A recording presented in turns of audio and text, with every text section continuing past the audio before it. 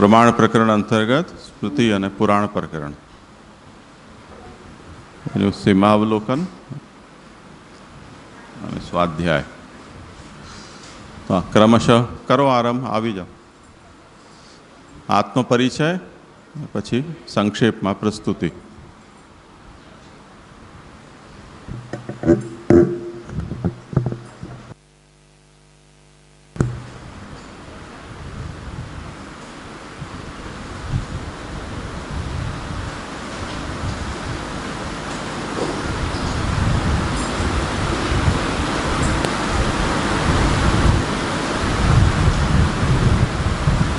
એ બધા પોતપોતાની અનુકૂળતા પ્રમાણે હવે ગોઠવતા શીખી જાઓ, નહીં તો હાથમાં લઈ લો.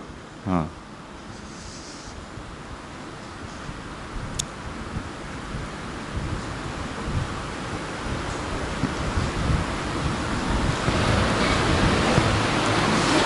શ્રી પ્રભુને, શ્રી આચાર્ય ચરણોને અને જે રાજા લાલન ભવજી બધાને મારા દંડવત પ્રણામ અને બધા વૈષ્ણવોને जय श्री कृष्ण.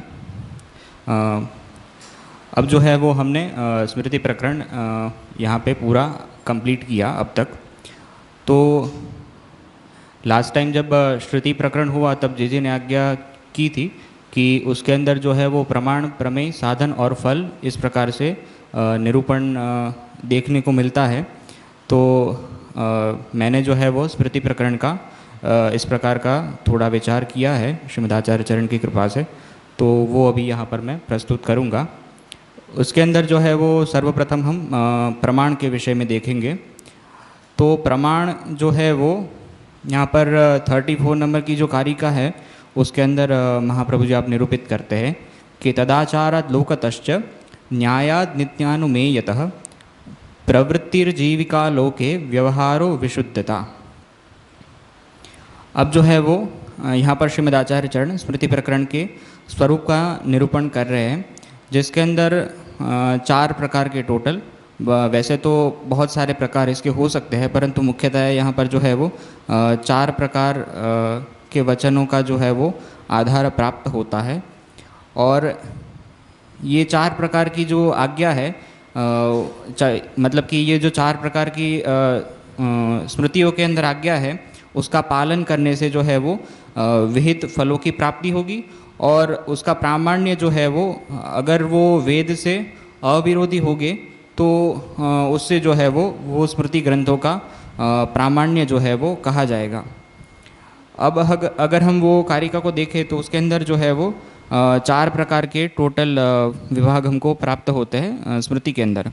फर्स्ट जो है वो आचार, दूसरा जो है वो लोक व्यवहार, तीसरा जो है वो नीति, और चतुर्थ जो है वो वेद के अंदर साक्षात उपकारी ऐसा नित्यानुमेय वेद का जो पाठ है वो स्मृति के अंदर प्राप्त होता है. अब इसको जो है वो हम प्रमाण के विषय में निरूपण करना है तो उसकी सुविधा के हेतु के लिए इसको 2 भाग में विभाजित कर सकते हैं. एक तो जो है वो आचार मूलक और दूसरा जो है वो नित्यानुमेय वेद मूलक होगा. अब जो है वो यहाँ पर एक ऐसी शंका होगी कि तो इसका जो है वो प्रामाण्य किस प्रकार से होगा. तो उसका जो है प्रामाण्य जो है वो यहाँ पर मैंने एक चार्ट प्रिपेयर किया है कि जिसके बेसिस पर श्रीमद आचार्य चरण को कैसा प्रमाण स्मृति जो है वो किस प्रकार के उसका किस प्रकार का फॉर्मेट होना चाहिए, और वो जो है वो श्रीमद आचार्य चरण को प्रमाणतया अभिलषित है. तो इसके अंदर जो है वो 3 विभाग हम कर सकते हैं. एक तो जो है वो आचार मूलक, कि जो हमने यहाँ पर 34 नंबर की कारिका के अंदर देखा. इसके अंदर जो है वो 3 पार्ट हो गए. एक तो लोकाचार, फिर दूसरा जो है वो लोक व्यवहार, और तीसरा जो है वो इसका नीति मूलक पाठ. फिर दूसरा अगर पाठ देखें तो वो जो है वो वेद के अंदर उपकारी होगा. वो 34 नंबर की कारिका और 36 के अंदर होगा. इसके अंदर भी जो है वो इसके 2 पेटा प्रकार होंगे. एक तो जो है वो इसका कर्म का विभाग और दूसरा जो है वो ब्रह्म ज्ञान का विभाग. तो ये जो कर्म का विभाग है वो 36 नंबर की कारिका के अंदर है. इसके अंदर गर्भधान संस्कार, संध्योपासन और दैनिक श्राद्ध आदि जो कर्म है उसका निरूपण होगा। और दूसरा जो है वो ब्रह्म ज्ञान की जो स्मृति के अंदर प्रतिपादित जो ब्रह्म ज्ञान है, जो हमने देखा था कि वो जब संन्यास ग्रहण करेंगे और जो वर्णाश्रम का वहाँ पे निरूपण आता है तो उसके अंतर्गत वहाँ पर ब्रह्म ज्ञान का निरूपण जो है वो थोड़ा बहुत स्मृति के अंदर हमको मिलता है। तो ये दोनों जो है वो ये दोनों वस्तुएं जो है वो वेद के अंदर उपकारी है। जो गर्भधान आदि संस्कार, संध्योपासन और आदि जो जो भी कर्म है तो वो वैदिक जो श्रोत कर्म है वो करने के लिए एलिजिबिलिटी प्रोवाइड करते हैं। और ब्रह्म ज्ञान तो हमने देखा कि वो जो है वो वर्णाश्रम धर्म जो है तो उसके अंदर उपकारक है। तो ये दोनों इस प्रकार से वेद के अंदर उपकारक होंगे वैदिक जो कर्म है। और 36 और 46 नंबर की जो कारिका है वहाँ पर स्वतंत्र जो स्मार्त कर्म है, जो स्मार्त यज्ञ है, 7 पाक यज्ञ, इसका निरूपण आता है। तो इस प्रकार का कुछ फॉर्मेट जो है वो ऐसा लगता है मुझे कि प्रमाणतया स्मृति प्रकरण के अंत में हमको प्राप्त होता है। फिर जो है वो दूसरा हम प्रमेय देखें तो यहाँ पर जो है वो 34 नंबर की कारिका के अंदर ही जो है वो प्रमेय का निरूपण हमको प्राप्त होता है। वैसे तो कारिका के अंदर तो ऐसा ज्ञात नहीं होता, परंतु प्रकाश जो है वो वहाँ पर महाप्रभु जी आज्ञा करते हैं कि नित्यानुमेय वेदोक्तेन विशुद्ध्या भवति अनेनैव वेदार्थे तस्या उपयोगः। तो यहाँ पर महाप्रभु जी जो है वो जो भी आगे सभी वस्तु का निरूपण आया कि आचार, फिर लोक व्यवहार और न्याय, तो और फिर नित्यानुमेय वेद मूलक जो भी प्रतिपाद्य विषय है स्मृति के अंदर, ये सभी जो है वो हमको वेद के अंदर उपकारक होंगे। अब अगर हम देखें तो नित्यानुमेय वेद का जो प्रतिपाद्य विषय है स्मृति के अंदर, तो वो तो हमको सामान्यतया ऐसा लगेगा कि इसका उपयोग जो है वो वेद के अंदर हो सकता है, क्योंकि हमने आगे देखा कि गर्भधान आदि जो संस्कार है, षोडश संस्कार, वो और संध्योपासन, ये सब जो है वो एलिजिबिलिटी प्रोवाइड करते हैं वैदिक कर्म के लिए। अगर ये कर्म जो है वो नहीं करेगा कोई व्यक्ति तो उसको वैदिक कर्म के लिए जो है वो एलिजिबिलिटी प्राप्त नहीं होगी। परंतु यहाँ पर जो आचार है, फिर लोक व्यवहार या फिर नीति, तो उससे भी मुझे ऐसा लगता है कि वो डायरेक्टली तो ऑब्वियसली वैदिक कर्म की एलिजिबिलिटी प्रोवाइड नहीं करेगा, परंतु उससे जो है वो एक बेस बनेगा और इसके बेस पर जो है वो व्यक्ति ये जो भी गर्भधान आदि जो षोडश संस्कार है वो और संध्योपासन वो करेगा और फिर जो है वो श्रोत कर्म के लिए एलिजिबल होगा। तो ऐसे परंपरा से जो है वो इसका जो है वो प्रयोग हो सकता है। तो अल्टीमेटली जो है वो यहाँ पर ऐसा लगता है कि प्रमेय जो है वो स्मृति का वेद ही है। वेद के अंदर जो है वो प्रवृत्ति कराना यही जो है वो स्मृति का कार्य है। तो इसीलिए जो है वो प्रमेय यहाँ पर वेद होगा। फिर जो है वो अगर साधन के विषय में हम बात करें तो 36 नंबर के अंदर जो है वो महाप्रभु जी यहाँ पर आज्ञा करते हैं कि गर्भधान आदि जो संस्कार है, गर्भधान आदि संस्कारा संध्योपासत्यादिकम तथा नित्य श्राद्धादि कर्माणि पाक यज्ञादिकम तथा। तो यहाँ पर जो है वो महाप्रभु जी ने साधन का निरूपण किया हो। ऐसा लगता है कि जो षोडश संस्कार है वो संध्योपासना, फिर नित्य श्राद्ध, पाक यज्ञ जो है वो स्मृति के कॉन्टेक्स्ट में जो है वो साधन है। और फिर लास्ट में जो है वो फल, तो फल जो है वो 46 नंबर की कारिका के अंदर आया कि स्मार्त मात्रस्य करणाद आभासो ब्राह्मणो भवेत् स्वर्गाभासद्यपि फलम श्रोत्र मात्रेपि चाखिलम। तो यहाँ पर फल जो है वो मुझे दो लग रहे हैं। एक तो जो है वो वेद के अंदर प्रवृत्ति भी जो है वो उसके लिए फल होगा, क्योंकि एलिजिबिलिटी वो प्रोवाइड करता है वैदिक जो श्रोत जो कर्म है उसके लिए। और दूसरा जो है वो स्वतंत्र स्मार्त कर्म की जो यहाँ पर महाप्रभु जी ने आज्ञा करी कि जैसे कोई श्रोत ब्राह्मण होता है और दूसरा जो है वो स्मार्त ब्राह्मण होता है। तो स्मार्त ब्राह्मण जो है वो श्रोत का आभास कहा जाएगा। तो ऐसे ही जो है वो जो श्रोत फल होगा तो उसका आभास मात्र ही जो है वो स्मार्त फल कहा जाएगा। तो इस प्रकार यहाँ पर फल का निरूपण हुआ।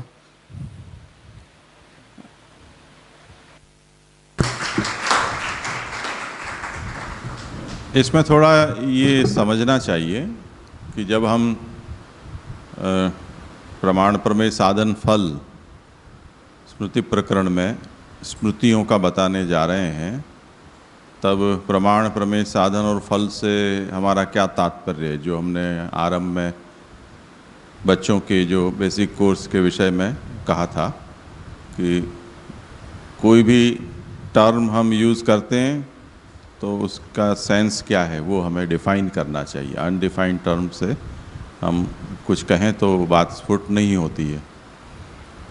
तो स्मृति प्रकरण में हम स्मृति का प्रमाण पक्ष, प्रमेय पक्ष, साधन और फल, इस तरह से अगर हम सोचते हैं तो स्मृति का प्रमाण पक्ष क्या। तो जैसे वेदा श्री कृष्ण वाक्यानि, वहाँ महाप्रभु ने स्मृतियों को प्रमाण कोटि में रखा और वहाँ ये भी बात बताई कि श्रुति सूत्राणि एका कोटि और गीता भागवतंच अपरा। तो सकल शास्त्र है उनको दो कोटि में विभक्त करते हुए ये कहा कि एक श्रुति कोटि है, दूसरा स्मृति कोटि है। तो उनका प्रामाण्य वहाँ पर कह दिया। अब प्रमाण जो होता है वो प्रमेय का उपकारक होता है, यानी प्रमेय का साधन प्रमाण कहा जाता है। मानाधीना में ये सिद्धि ही। तो उस अर्थ में स्मृति यदि प्रमाण है तो उसका प्रमेय क्या है। तो हमने ये देखा कि जैसे ब्रह्मसूत्र में ये बात कही जाती है कि अथा तो ब्रह्म जिज्ञासा जन्माद्यस्य यत शास्त्र योनित्वात्, ब्रह्म की जिज्ञासा करते हैं। ब्रह्म प्रमेय हो गया, शास्त्र योनित्वात् से उसे जानने का साधन शास्त्र हैं, ये बता दिया। तो ब्रह्म प्रमेय है, शास्त्र उसमें प्रमाण है। अब ये प्रमेय ऐसा नहीं है कि जो केवल ज्ञेय हो, केवल जानने की वस्तु होती तो अलग बात होती। जैसे सूर्य है वो केवल ज्ञेय प्रमेय है, वो प्राप्तव्य प्रमेय नहीं है, क्योंकि वहाँ जाओगे तो भस्म हो जाओगे। सूर्य के निकट भी नहीं जा सकते हैं हम, कुछ लाख किलोमीटर पहले ही हम भस्म हो जाएंगे, तो प्राप्तव्य तो है नहीं। तो ब्रह्म ऐसा प्रमेय नहीं है कि केवल ज्ञेय है, वो प्राप्तव्य भी है। तब उस स्थिति में उसकी प्राप्ति का साधन क्या, ये जिज्ञासा होती है। तो ज्ञान आदि शास्त्रोक्त जो साधन हैं वो उस प्रमेय को प्राप्त करने के उपाय हो गए। तो प्रमाण प्रमेय और साधन, और उसका फल क्या कि ब्रह्म प्राप्ति जो जिसे हो जाती है वो अनावृत्ति शब्दात अनावृत्ति शब्दात अनावृत्ति शब्दात मुक्त हो जाता है, तो मुक्ति फल हो गया। तो प्रमाण प्रमेय साधन फल इस रूप में हो गए। अब इसी तरह हम स्मृति का विचार करें तो स्मृति स्वयं प्रमाण है। तो प्रमाण है वो अपने अपने विषय में ही प्रमाण होते हैं, निरंकुश प्रामाण्य किसी का भी नहीं होता। तो जैसे वेद प्रमाण है ऐसा कहा, तो वेद का प्रामाण्य कौन से विषय में है। अयं घटः अयं पटः, जो हमें घटपटादि पदार्थ जगत में दिखते हैं उनको जानने में वेद के प्रामाण्य की आवश्यकता नहीं है, वो तो हमारी आंखों से ही हम जान सकते हैं। तो हमारे चक्षु हैं या प्रत्यक्ष है हमारा, वो ही उसके विषय में प्रमाण है। पर ब्रह्म क्योंकि ऐसा लोक में उपलब्ध पदार्थ नहीं है जो लौकिक साधनों से या इंद्रियों से जिसका ज्ञान हो सके। वो अलौकिक है तो उसके लिए साधन भी अलौकिक चाहिए, यानी प्रमाण भी अलौकिक चाहिए। तो अलौकिक प्रमाण तो ईश्वर की वाणी है, तद्रूप वेद, वो उसमें प्रमाण हो गए। तो वेद हैं वो अलौकिक विषय में प्रमाण हो गए। इसीलिए ऐसी उक्ति प्रसिद्ध हुई कि अचिंत्या खलु ये भावा नतांस तर्केण योजयेत। जो पदार्थ अचिंत्य होते हैं उनको लौकिक प्रमाणों से उसको सोचने समझने का प्रयास नहीं करना चाहिए, या तर्क से वो सिद्ध नहीं हो सकते हैं। वो अलौकिक प्रमाण से ही प्राप्त होते हैं या जाने जा सकते हैं। अब महाप्रभु ने 3 प्रकरण बताए हैं, शास्त्रार्थ, सर्वनिर्णय, भागवतार्थ। वो तीनों का प्रमेय बता दिया है। वो हमने कल परसों भी कहा था कि ब्रह्मेति परमात्मेति भगवानिति शब्दिते तृतीय तृतीयम वाच्यम क्रमेणैव मयात्रयी। तो वेद में ब्रह्म है, वो यज्ञ रूप और ब्रह्म रूप, ज्ञान रूप, ऐसे 2 रूप में, और स्मृति में परमात्म रूप है। तो स्मृति का प्रमेय क्या हुआ? परमात्मा हुआ। और पुराण का प्रमेय क्या हुआ? भगवान। तो उस दृष्टि से सोचें, तत्व की दृष्टि से। शास्त्रार्थ प्रकरण क्योंकि तत्व है, इसलिए वहाँ तत्व दृष्टिया जो प्रमेय है उसका निरूपण किया गया। वहाँ कर्तव्य मीमांसा नहीं है। अब यहाँ पर सर्वनिर्णय में तो अलग दृष्टि से उसका निरूपण हो रहा है। प्रमाण स्वरूप का निश्चय करने के बाद अब सभी दृष्टि से उन प्रमाणों का विचार किया जा रहा है। तब हमें ये देखना होगा कि स्मृति शास्त्र का प्रामाण्य, उसका दायरा क्या है। तो हम ये कहें कि भाई स्मृति धर्मशास्त्र है, धर्म के नाम पर जो कुछ भी किया जाता हो उसमें स्मृति प्रमाण होती है। तो ऐसा नहीं होता है। क्यों? क्योंकि श्रुति जो श्रौत कर्म है, उन श्रौत कर्मों के संबंध में स्मृति की गति ही नहीं है। तो स्मृतियों का प्रामाण्य श्रौत कर्मों के बारे में नहीं है।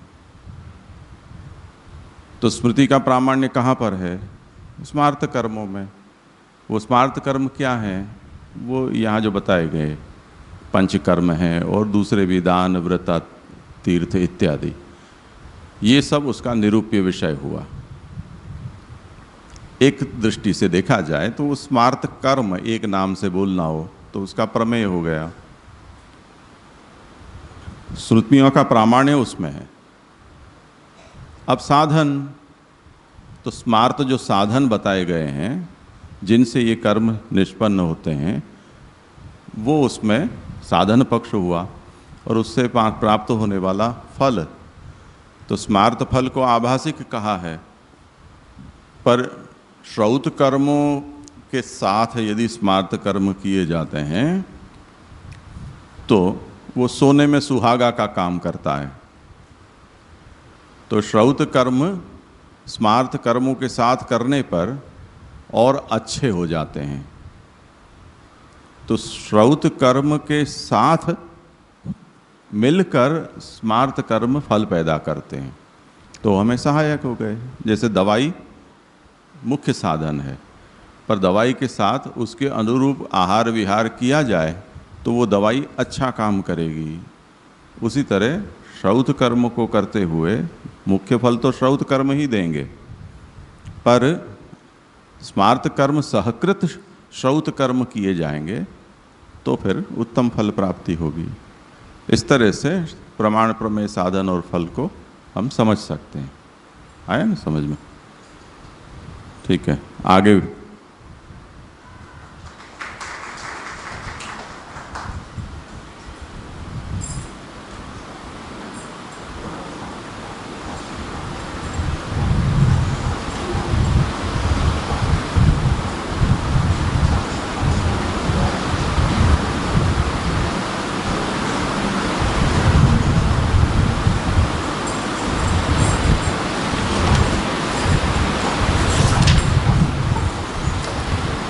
श्री महाप्रभु जी को दंडवत प्रणाम। उपस्थित गुरुजनों को मेरे दंडवत प्रणाम तथा सभी वैष्णव को जय श्री कृष्ण। इस ग्रीष्मकालीन अध्ययन सत्र में इस बार तत्वार्थ दीप निबंध के अंतर्गत जो प्रकरण है सर्वनिर्णय प्रकरण, उसका इस बार अध्ययन हुआ। उसमें भी उप प्रकरण जो प्रमाण प्रकरण और उसमें भी उप प्रकरण जो स्मृति तथा पुराण प्रकरण है उसका अध्ययन किया गया। तो स्मृति प्रकरण का उपक्रम श्री महाप्रभु जी करते हैं कि एवं वेदम निर्णय स्मृति निर्णयम आह स्मृति ही बहुविधा इति। यानी कि अब श्री महाप्रभु जी उपक्रम कर रहे हैं कि इस प्रकार से वेद का निर्णय करके, तो थोड़ा एक बता रहे हैं कि वेद का निर्णय किस प्रकार किया। तो जैसे श्रुति प्रकरण की जो अंतिम कारिका है उससे भी हम थोड़ा समझ सकते हैं कि पुरुषो वीत शोढ़ा करौ पादौ शिरोंतरम, यानी कि पुरुष यज्ञ रूप जो पुरुष है उसको शोढ़ा यानी कि 6 प्रकार से बताया गया। 2 हस्त, 2 चरण और शिर अर्थात मस्तक तथा अंतर यानी मध्य भाग। तो इस प्रकार से 6 प्रकार का बताया। उसमें जो दर्श पूर्ण मास है वो 2 कर के रूप में यानी कि 2 हस्त के रूप में बताया, और पशु यज्ञ तथा चातुर्मास्य ये जो यज्ञ है वो 2 चरण के रूप में, तथा सोम यज्ञ शिरस्थानीय है और अंतर अर्थात मध्य भाग के रूप में, ब्रह्म रूप मध्य भाग के रूप में जो सोम यज्ञ है वो है, और ब्रह्म रूप जो हरि है वो शिरस्थानीय है। तो इस प्रकार से संपूर्ण पुरुष रूप में ही है, उस प्रकार से वर्णन किया। पुरुष से बाहर कुछ नहीं। इस प्रकार से वेद की प्रामाणिकता श्रुति प्रकरण में इस प्रकार से हम संक्षिप्त में समझ सकते हैं। तो यही कह रहे कि एवं वेदम निर्णय, इस प्रकार से वेद का निर्णय करके अब स्मृति का निर्णय श्री महाप्रभु जी बता रहे एक कारिका से कि स्मृति ही बहुविधा प्रोक्ता वेदाचार विभेदतः, यानी कि जो स्मृति है वो बहुधा बताई गई है, यानी कि वेद और आचार विभाग से वो स्मृति बहुधा बताई गई है। तो और फिर ये आशंका हो कि स्मृति का लक्षण क्या हम समझे। पहले स्मृति प्रकरण प्रारंभ किया तो उसका लक्षण क्या है स्मृति का, तो उसका श्री महाप्रभु जी दूसरी पंक्ति में उसका लक्षण कह रहे हैं कि ऋषीणाम पूर्वचरित स्मरणम स्मृति रुच्यते, यानी कि ऋषियों ने अपने पूर्वकल्प स्थित जो ऋषि थे उनका जो चरित्र था, श्रेष्ठ चरित्र, उनका अनुभव किया और उस अनुभवजन्य उनको जो स्मरण हुआ उस स्मरण को उन्होंने लिखा। तदनुसार इस ग्रंथ का नाम स्मृति इस प्रकार रखा गया है। इसलिए स्मरण होने के कारण इसको स्मृति कहा गया है। अब इसमें प्रकाश में कह रहे हैं कि वेदवत न स्मृति निर्णय। अब जो मूल में भी श्री महाप्रभु जी ने कहा कि स्मृति ही बहुविधा प्रोक्ता, यानी कि बहुविधा ये जो पद दिया, तो इससे महाप्रभु जी ये कहना चाहते हैं कि जैसे श्रुति प्रकरण यानी कि श्रुतियों का निर्णय किया, तो उसी प्रकार वेदवत हम स्मृतियों का निर्णय नहीं कर सकते, क्योंकि वो बहुविधा कही गई है। तो बहुविधा कैसे है तो उसको बताएंगे। पहले तो ये बता रहे कि वेदवत क्यों उसका निर्णय नहीं हो सकता है। तो बता रहे कि वेद ही पंचात्मक हो, क्योंकि वेद में पंचात्मक जो यज्ञ है, अग्निहोत्र, पूर्णमास, पशु, चातुर्मास्य तथा सोमयाग, तो ये जो पंचात्मक जो यज्ञ रूप हरि है उनका निरूपण वेद में है। और वही पंचात्मक जो यज्ञ है वो पुनः द्विरूप से भी वर्णित है, यानी कि प्रकृति विकृति भेद से वो पुनः द्विरूप है, षडंग सहितो निरूपित, यानी कि उसके जो 6 अंग है उसके सहित वेद में उसका निरूपण किया गया है। 6 अंग जो अभी देखा था वही 2 कर, 2 चरण तथा शीर और अंतर यानी कि मध्य भाग।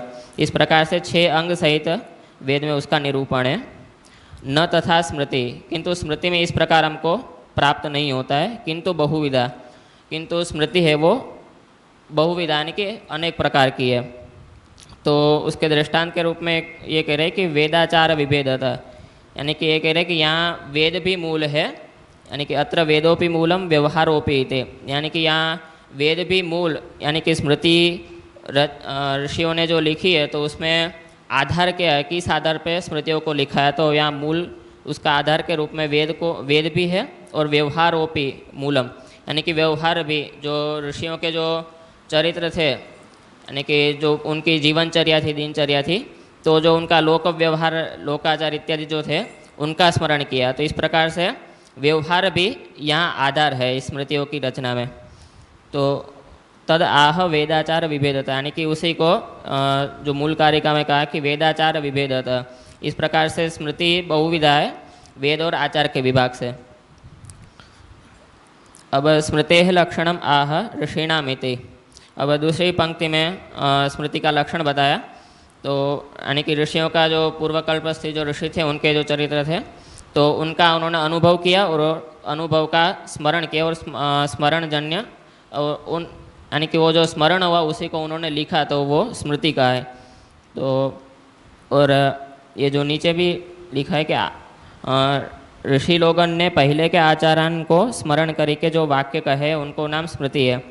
यानी कि वही कि उनके जो श्रेष्ठ आचार थे, तो इससे श्रीमद् भगवद गीता का भी वाक्य याद आ रहा है जो श्री भगवान आज्ञा करते हैं कि यद यद आचरति श्रेष्ठ, यानी कि यही सिद्धांत है कि लोक में जो श्रेष्ठ होता है यानी कि श्रेष्ठ लोग जैसा आचरण करते तो वही प्रमाण रूप हो जाता है अन्य लोगों के लिए।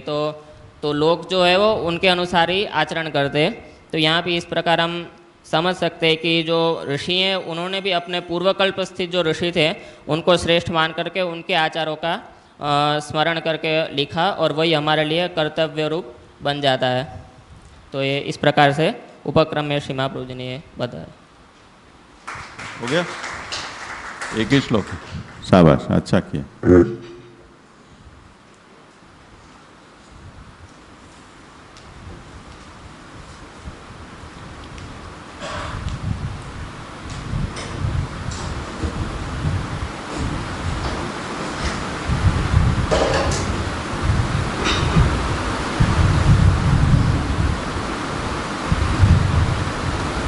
इसको चालू ही रखा करो।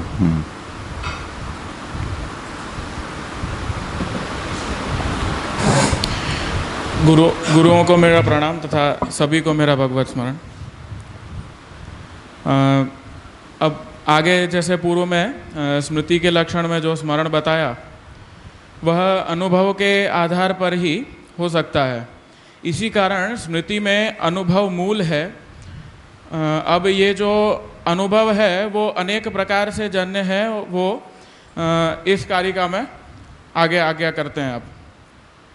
और अनुभव के 3 भेद यहाँ पे बताए गए हैं प्रकार। आचार मूलक न्याय या नीति, न्याय और नीति दोनों एक ही है। और नित्यानुमेय वेद मूलक जो है वो सर्वप्रथम जो आचार मूलक जो है स्मृति, तो उसमें आचार मूलक अर्थात जिस स्मृति में शौच का निर्णय बताया गया हो उसे आचार मूलक माना जाता है। उदाहरण रूप से हम देखें तो मतलब प्रसिद्ध है कि सूतक जो है तो पूर्व स्थित जो ऋषि थे उन्होंने अपने अपने देश के अनुकूल होकर के अनुमान किया था। जैसे किसी ने कहा कि ब्राह्मण को 10 दिन का सूतक लगता है, तो किसी ने कहा कि मतलब उन्होंने ही कहा कि क्षत्रियों को भी 12 और वैश्यों को 15 तथा शूद्रों को 1 मास पर्यंत का सूतक लगता है। और किसी अन्य देशस्थ ने सभी को एक समान बताया कि सभी जो वर्ण के हैं ब्राह्मण क्षत्रिय वैश्य या शूद्र, तो उनको सभी को समान समय तक का सूतक लगता है। तो इधर थोड़ा सा विरोधाभास होता है कि मूल तो एक है और स्मृतियों में ऐसे भेद क्यों दिखाई दे रहा है, तो ये थोड़ा इसमें विरोधाभास प्रतीत होता है हमें। तो उसका निराकरण ऐसे बता रहे हैं कि वैसे सभी स्मृति प्रमाण रूप मानी गई है, परंतु सभी को अपने अपने देश के अनुकूल स्मृति के अनुसार उसका पालन करना चाहिए, मतलब देश के अनुकूल रह करके, क्योंकि स्मृतियों का जो विचार किया गया था वो भी तत्त देश के अनुसार ही ऋषियों ने वो स्मृतियाँ विचारी थी। और इसी प्रकार न्याय शास्त्र अर्थात नीति को भी आधार मानकर स्मृतियों की रचना की गई है। स्मृतियाँ न्याय मूलक स्मृति कही गई हैं। जैसे बार्हस्पत्य स्मृति या औषण स्मृति जो इत्यादि, जैसे व्यवहारोपयोगी स्मृतियाँ न्याय मूलक हैं, उसी प्रकार जिस स्मृतियों का उपयोग धर्म कार्य में होता हो उसे नित्यानुमेय वेद मूलक स्मृतियाँ कहे गए। उनमें से अर्थात जिस पदार्थ या वस्तु का अनुमान किया जाए वह पदार्थ अनुमेय होता है। यहाँ पर भी ऐसा ही है कि जैसे कई स्मृतियों में गर्भाधानादि षोडश संस्कार का उल्लेख प्राप्त होता है तथा श्राद्धादि कर्मों का भी वर्णन मिलता है। अब इन कर्मों का हम यदि प्रकट वेद में देखेंगे तो वहाँ ये सब कर्म का उल्लेख नहीं मिलता है। अतः हमें स्मृति रूप हेतु के द्वारा यह अनुमान ही करना पड़ेगा कि ऋषियों ने इन कर्मों का जो निरूपण किया है तो निश्चित रूप से वह वेद में ही स्मरण करके किया होगा। अतः हमारे लिए वह अप्रकट वेद नित्य अनुमेय ही रहेगा। अतः ऐसी स्मृतियाँ नित्यानुमेय वेद मूलक कही जाएंगी। अब इन बहुधा अनुभवजन्य स्मृतियों का प्रयोजन बताते हैं कि प्रवृत्ति ही जीविका लोके व्यवहारो विशुद्धता, अर्थात जो पुरुष आचार मूर्ति की स्मृति का पालन करेगा उसकी लोक में प्रवृत्ति अर्थात प्रकर्ष स्थित होगी, यानी लोक में वह एक धार्मिक व्यक्ति के रूप में प्रस्तुत होगा। लोक मूलिका स्मृतियों का प्रयोजन यह है कि इन स्मृतियों का अनुसरण जो करेगा उसकी जीविका अच्छी प्रकार से चल सकेगी, क्योंकि स्मृतियां हैं लोक मूलिका स्मृतियां हैं, अर्थात लोक व्यवहार को ही आधार रखकर इन स्मृतियों की रचना की गई है, मतलब लोकाश्रित है। इस प्रकार न्याय मूलक स्मृतियों के अनुसार जीवन जीने से लोक में व्यवहार सम्यक प्रकार से चल सकेगा, क्योंकि न्याय मूलक हैं अर्थात जिनमें नीतियों का वर्णन प्राप्त होता है। जैसे बार्हस्पत्य स्मृति इत्यादि नित्यानुमेय वेद मूलक स्मृत्युक्त कर्म जो कहेगा उसमें विशुद्धता अर्थ पवित्रता का संचार होगा। इस प्रकार इन चतुर्विध स्मृतियों का प्रयोजन बताया गया। अब नित्यानुमेय वेद के ऊपर पूर्व पक्षी शंका करते हैं कि आप वेद को अनुमेय क्यों मानते हो, प्रत्यक्ष ही मान लो, अनुमान की क्या आवश्यकता है। मतलब इस प्रकार से शंका करते हैं। उसका निराकरण करते हैं कि तो कहते हैं कि अनुपलब्धे है, अर्थात प्रत्यक्ष जो वेद है उनमें श्राद्धादि कर्मों का वर्णन ही नहीं मिलता है, अतः इसे हम अनुमेय मानते हैं। तो अब पुनः यह शंका करते हैं कि तो इसे फिर उच्छन्न या प्रच्छन्न शाखा मान ली जाए, किंतु अनुमान क्यों करते हो। तो उसका समाधान ऐसे करते हैं कि व्यास जी आदि जो ऋषि हुए, जो संपूर्ण वेद के ज्ञाता हैं, उन्होंने भी स्मृतियों को अनुमेय ही माना है। इस विषय में श्री महाप्रभु जी जैमिनी सूत्र आदि दृष्टांत देते हैं। अपिवा कर्ज सामान्यात प्रामाण्यम अनुमानम स्यात्, अर्थात जिन ऋषियों ने कल्पसूत्र की रचना की थी, जो वेद को पूर्णतया जानते थे, उन्हीं ऋषियों ने स्मृतियों की रचना की है। इससे ही यह सिद्ध होता है कि जो समस्त वेद को जानते थे तदनुसार यज्ञादि कर्म भी करते थे। वे यदि स्मरण करके कुछ लिख रहे हैं, उसका मतलब कि प्रकट वेद से भी अतिरिक्त कुछ है कि जिनका स्मरण करके ऋषियों ने स्मृति की रचना की है। इस प्रकार वह वेद स्मृति रूप हेतु से अनुमेय ही रहेगा, अतः उसे नित्यानुमेय वेद ही कहेंगे। और यही वेद इन स्मृतियों का मूल है। श्री महाप्रभु जी और भी स्पष्ट कर रहे हैं कि यदि ऐसा नहीं है तो वेद व्यास जी ने ब्रह्मसूत्र में स्मृतिश्च यह सूत्र क्यों बनाया। मतलब ऐसा यहाँ पे सिद्ध करने के लिए ये स्मृत वचन दे रहे हैं। क्योंकि मनुवादी ऋषियों ने अपने योग बल से वेद का अनुभव कर उस अनुभव का वर्णन उन्होंने अपने मनुवादी स्मृतियों में किया है। अब उन स्मृतियों का स्मृतित्व ही नहीं रहेगा, क्योंकि वह अनुभव रूप हो जाएगी। और यदि प्रत्यक्ष वेद के अनुसार ही स्मृतियाँ रची गई हैं तो उसकी द्व्यंतरितता नहीं रह जाएगी। जबकि व्यास जी ने अपने सूत्रों में ऐसी स्मृति का उल्लेख किया है जिसमें द्व्यंतरितता हो, अर्थात जिसमें दो व्यवधान हो। अर्थात मनुवादी ऋषियों ने वेद का अनुभव किया, तत्पश्चात उस अनुभवजन्य जो स्मरण हुआ उससे उन्होंने स्मृति की रचना की। इस प्रकार से व्यास जी के सूत्र बल द्वारा भी यह विषय सिद्ध होता है। जय श्री कृष्ण। अच्छा, नित्यानुमेय वेद के बारे में कुछ है मयूरी? हो गया ना?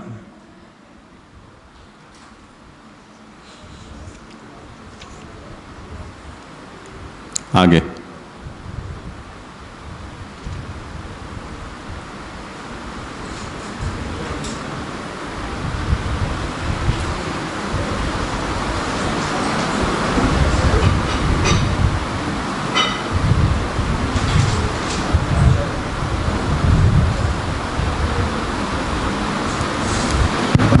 उसको चालू ही रखा करो। આચાર્યજીને પ્રણામ, બાવાશ્રી, ભાભીજી, રાજા અને લાલનને બે પ્રણામ અને સર્વ વૈષ્ણવને જય શ્રી કૃષ્ણ। હવે અહીં શંકા कर रहे हैं कि स्मृति में जो संवाद है वो वेदों में भी दिख रहे हैं, जैसे कि न अपसु मूत्र पुरुष कुर्यात, अर्थ जल में पुरुष मूत्र नहीं करना, न विवसन सनायात, अर्थ नग्न होकर स्नान नहीं करना। इस प्रकार के अनेक धर्म वेद में भी लिखे हैं। इसलिए प्रत्यक्ष वेद मूलक स्मृति को मानना। 5वीं कारिका में इसका निवारण कर रहे हैं। संवादे चान्य शेषात्माना स्मृत्यर्थ स्पर्शे छुति गृहादिरिव देहस्य धर्मोस्य प्रकृति स्मृति उभयो सम्याते ये तु धर्म पुष्टो न चान्यता। श्लोकार्थ है, संवाद में स्मृति के अंगरूप की बात समझाई है। अन्य के अनुरूप होने के कारण श्रुति स्मृति के अर्थ को स्पर्श भी नहीं कर सकती। जैसे देह को घर उपयोगी है, वैसे स्मृति धर्म के लिए उपकारी है। श्रुति और स्मृति में कहे धर्म साथ में हो तो ही धर्म पुष्ट होता है और कोई भी रीत से नहीं। महाप्रभु जी प्रकाश में समझा रहे हैं, वेद में प्रकरण ही नियामक है, वेदे ही प्रकरणम सर्वत्र नियामकम। जैसे अग्निहोत्री को झूठ नहीं बोलना चाहिए, ये जो बात है अग्निहोत्र के प्रकरण में आ रही है, तो वे अन्य के लिए नहीं है। ना सवेश ये जात सबके लिए इन जनरल नहीं है। वैसे ही लोक सिद्धि के कोई दृष्टांत हो तो वो प्रकरण के नियामक ही होंगे, दूसरे किसी के लिए नहीं। यज्ञ प्रकरण में कोई वाक्य हो तो यज्ञ करने वाले के लिए ही है। वो वाक्य को अर्थ सबके लिए लेने से वाक्य भेद हो जाएगा। जैसे यज्ञ करने वाले को यज्ञ के लिए वृक्ष की डाली तोड़ने का विधान है, वो डाली सबन को नहीं काटनी चाहिए। यदि सबन के लिए अर्थ करेंगे तो वाक्य की एक वाक्यता नहीं रहेगी। वाक्य को अर्थ वो प्रकरण से छोड़ के करने पर उसके अनेक अधिकारी हो जाएंगे। इसलिए स्मृति के मूल वेद की लुप्त शाखा है। वे शंखा जो 34वें श्लोक में प्रकाश में आई थी, वे ठीक नहीं है। इसलिए वाक्य वेद को दूषण कह रहे हैं। जैसे वेद में नाभाग राजा आदि के उपाख्यान में समवाय है, वैसे ही नित्यानुमेय वेद के अर्थ में के अंग कुछ समवाय है। इसलिए स्मृति के अर्थ प्रत्यक्ष श्रुति स्पर्श भी नहीं कर सकती। आगे स्मृति को बनाई वो शंका को दूर करते कह रहे हैं। आगे स्मृति की ये जो शंका की गई थी वो दूर करते हुए कह रहे, गृहादिरिव देहस्य, जैसे घर देह या जीव को सुख देने वालो है, वैसे ही वेदोक्त यज्ञ तप वगैरह आत्मा को सुख दे वालो है। जैसे देह को पोषण करने वालो घर है, वैसे ही वेदोक्त यज्ञ आदि को पोषण करने वाली स्मृति के धर्म है। आगे उभयो समवाय से कह रहे हैं, श्रुति और स्मृति दोनों के धर्म साथ में करने से ही धर्म की पुष्टि होती है, न चान्यथा दूसरी और कोई भी रीत से नहीं। इस प्रकार यह सिद्ध होता है कि स्मृति वेद के लिए उपकारक है, जो आगे के श्लोक में बताया जाएगा। अच्छा किया।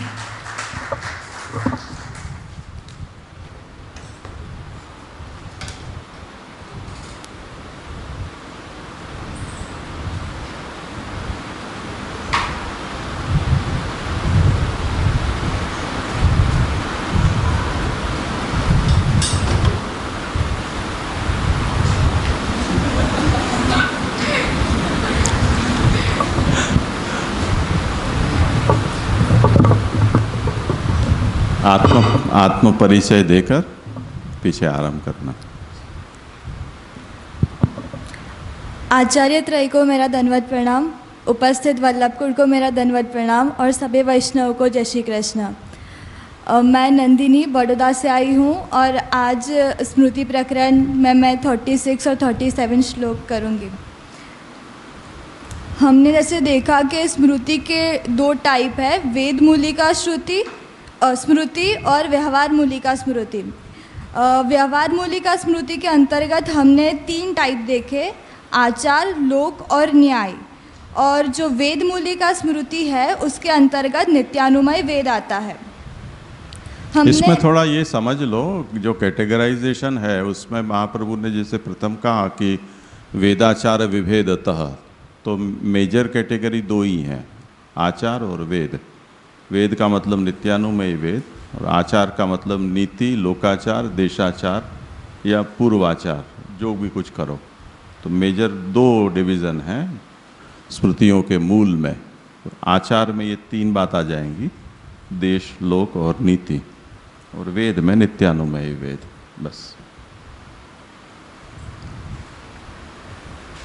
हमने 34 श्लोक में ऐसा देखा कि नित्यानुमय वेद के अनुसार आचरण करने से चित्त शुद्ध होता है। तो अब ये शुद्धि किस प्रकार होगी, तो वो अब श्री महाप्रभु जी 36 श्लोक में बता रहे हैं। इन शॉर्ट 36 श्लोक में नित्यानुमय वेद का सब्जेक्ट मैटर आ रहा है। अब श्लोक देखें तो गर्भाधानादि संस्कारः संध्योपासनादिकं तथा शादादि कर्माणि पाक यज्ञादिकं तथा प्रायश्चित इति रेश पंचधा कर्म संग्रह नित्यानुमेय वेदस्तु मूलम पंचविदस्य ही। इसका मीनिंग देखें तो नित्यानुमय वेद में संस्कार, संध्या, उपासनादि, नित्य शादादि, पाक यज्ञ तथा प्रायश्चित, इन 5 धर्म का संग्रह है। अब हम श्लोक वाइज हर टर्म को समझें तो फर्स्ट टर्म है गर्भाधानादि संस्कार। उससे हमें समझना है कि गर्भ के आधान करने के स्थान से लेकर जो मरण पर्यंत जो 16 संस्कार है उसकी बात नित्यानुमय वेद में बताई है। उसकी वो कैसे करना है वो नित्यानुमय वेद में बताया है, वेद मूलक स्मृतियों में कहा है। दूसरा टर्म है संध्योपासनादिकम। उससे हमें समझना है कि जो द्विज है उन्हें त्रिकाल की संध्या करनी है और ये संध्या उपासना करने से ही शुद्धि होती है। तो हमें बहुत से वचन भी मिलते हैं कि हमें संध्या उपासना क्यों करनी है। जैसे संध्या हीनो सुचिर नित्यम से बता रहा है कि जो संध्या नहीं करते उसे अपवित्र बताया गया है। मतलब कि यहाँ ऐसा प्रूव करता है कि जो द्विज है उन्हें संध्या उपासना करनी चाहिए। थर्ड टर्म है नित्य श्राद्धादि कर्माणि। उससे हमें ये समझना है कि जो गृहस्थ है उन्हें नित्य श्राद्धादि और जो मासिक श्राद्ध है वो करने हैं, तो वो किस प्रकार करने हैं, तो वो भी यहाँ नित्यानुमेय वेद में बताया है। फिर पाक यज्ञ आदि, उससे हमें समझना है कि जो गृह सूत्र में जो 7 पाक यज्ञ बताए हैं तो उनके अनुसार ही हमें कर्म करने हैं गृहस्थ को। और पाक की जो सिद्धि के समय जो हमसे चक्की चूली उस जो हिंसा होती है तो वो हिंसा में वैश्वदेव के द्वारा मतलब कि उसकी निवृत्ति होती है। ये हमें जो श्लोक में पाक यज्ञाधिकम जो उसमें आदि वर्ड है उससे ये वैश्वदेव का वहाँ बताया है। और नेक्स्ट लास्ट जो टर्म है वो प्रायश्चित, उससे हमें ये समझना है कि हमसे कोई गलती हो जाए या फिर कोई कर्म का लोप हो जाए तो हमें प्रायश्चित किस प्रकार करना है, तो वो भी नित्यानुमेय वेद में बताया है। तो इस प्रकार 36 श्लोक में ये विषय नित्यानुमेय वेद का विषय क्या है वो बताया है। अस्तु। शाबाश। आगे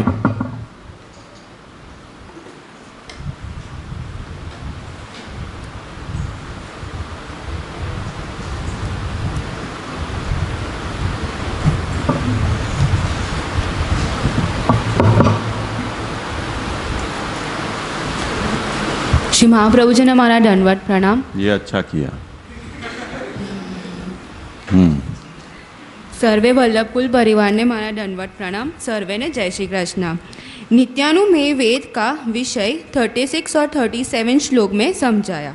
अब किसी को शंका हो कि जो व्रत तीर्थ आदि है वो भी नित्यानुमेय का उसका मूल तो नहीं है ना, ऐसे अगर किसी को आशंका हो तो उसका निवारण अब श्री महाप्रभु जी 38 श्लोक में समझा रहे हैं कि व्रत तीर्थादिकम काम्यम नित्यवद बोध्यते कचित पूर्वाचरणम संप्राप्तम पुराणम मूलस्य ही। मूलमस्य ही।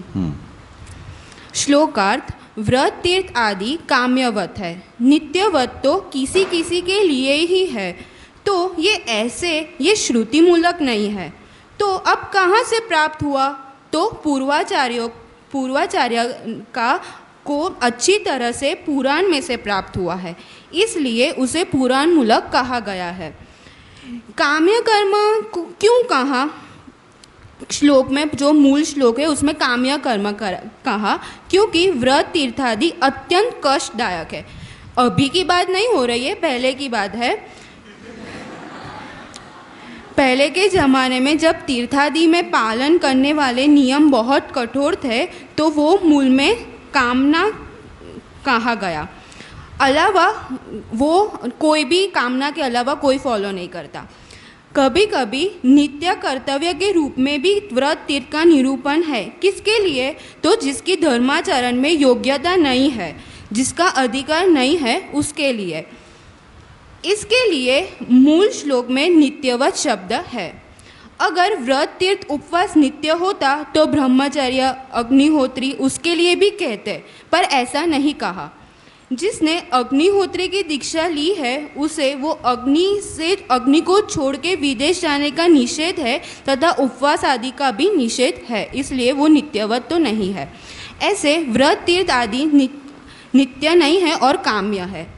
अभी तो किसके लिए बताया गया है व्रत तीर्थ आदि, तो जो वैदिक अग्निहोत्रादि कर्म न करते हो, जिसको कोई भी धर्म प्राप्त ही नहीं हो, ऐसे हीन अधिकारी हो, उनके लिए नित्य कर्म के समान व्रत तीर्थ आदि को नित्य कर्म करने का बोध इधर दिया है।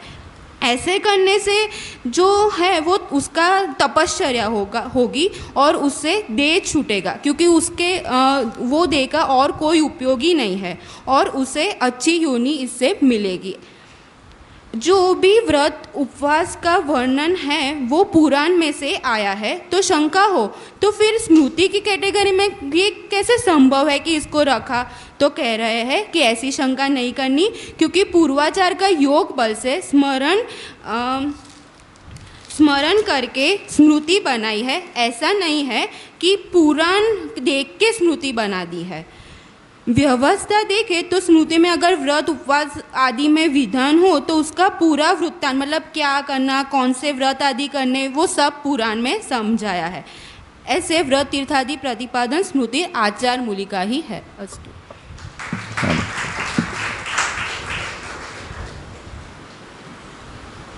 ये आचार मूलक होना और पुराण मूलक नहीं होना,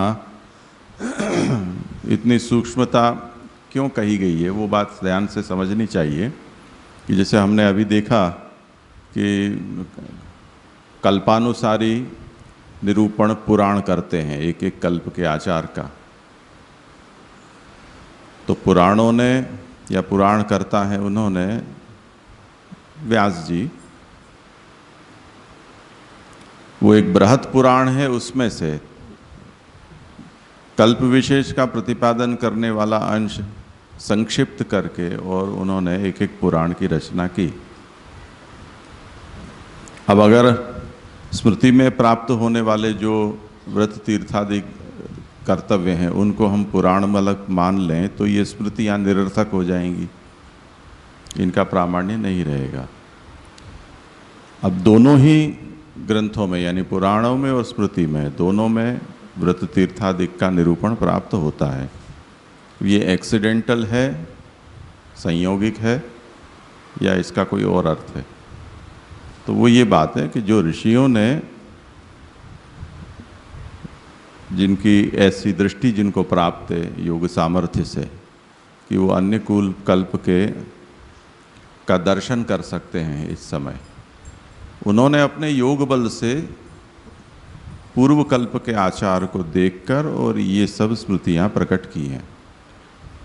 जरूरी नहीं है कि व्यास जी हर बार उस कल्प अनुसारी पुराणों का निरूपण करें और वो पुराणों को प्रकट करें, कुछ और तरह से प्रकट करें, तब उस स्थिति में उसमें व्रत तीर्थादि का निरूपण नहीं भी हो, क्योंकि ऋषि और व्यास जी कुछ मिलकर कॉन्फ्रेंस नहीं करते हैं कि आप क्या करोगे और मैं क्या करूं। वो अपने अपने काल में अपना अपना कार्य कर देते हैं। उसमें इन दोनों के बीच में कोई अगर ऐसा संवाद नहीं हुआ हो तो हम लोग अनावश्यक दंडित हो जाएंगे।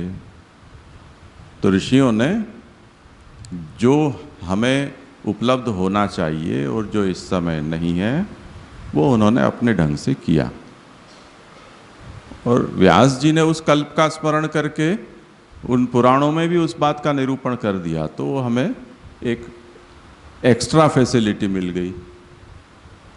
जैसे हमारे यहाँ ऐसा होता है कि कुछ काम स्टेट गवर्नमेंट करती है, कुछ सेंट्रल गवर्नमेंट करती है।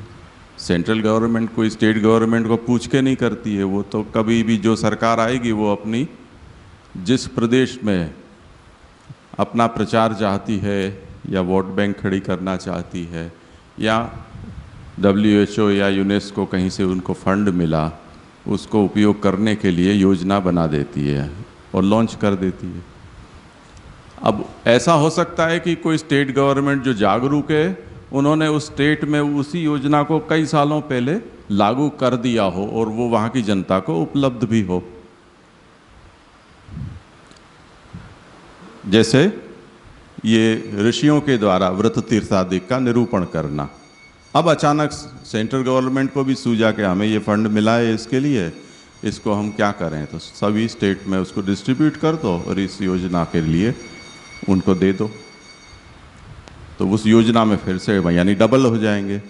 जैसे सुलभ शौचालय हो गया, आप स्टेट गवर्नमेंट भी कुछ शौचालय बनाते हैं, सुलभ शौचालय भी हो जाता है। और नरेंद्र मोदी जैसे होते हैं कि नहीं अब सब लोगों को कंपलसरी खुले हवा में नहीं जाना है उनको शौचालय में ही शौच करना है, तो अतिरिक्त योजना हो गई। अब हमारे घर में भी होती है, जो पंचायत इत्यादि हैं उनकी भी व्यवस्था होती है। अब कोई ऐसा अच्छा संस्कारी गांव शहर हो तो वहाँ के लोग पहले से अपने ही ढंग से, वहाँ की नगर पालिका भी उसको बना देती है, स्टेट गवर्नमेंट भी बना देती है और मोदी जी भी बनवा देते हैं।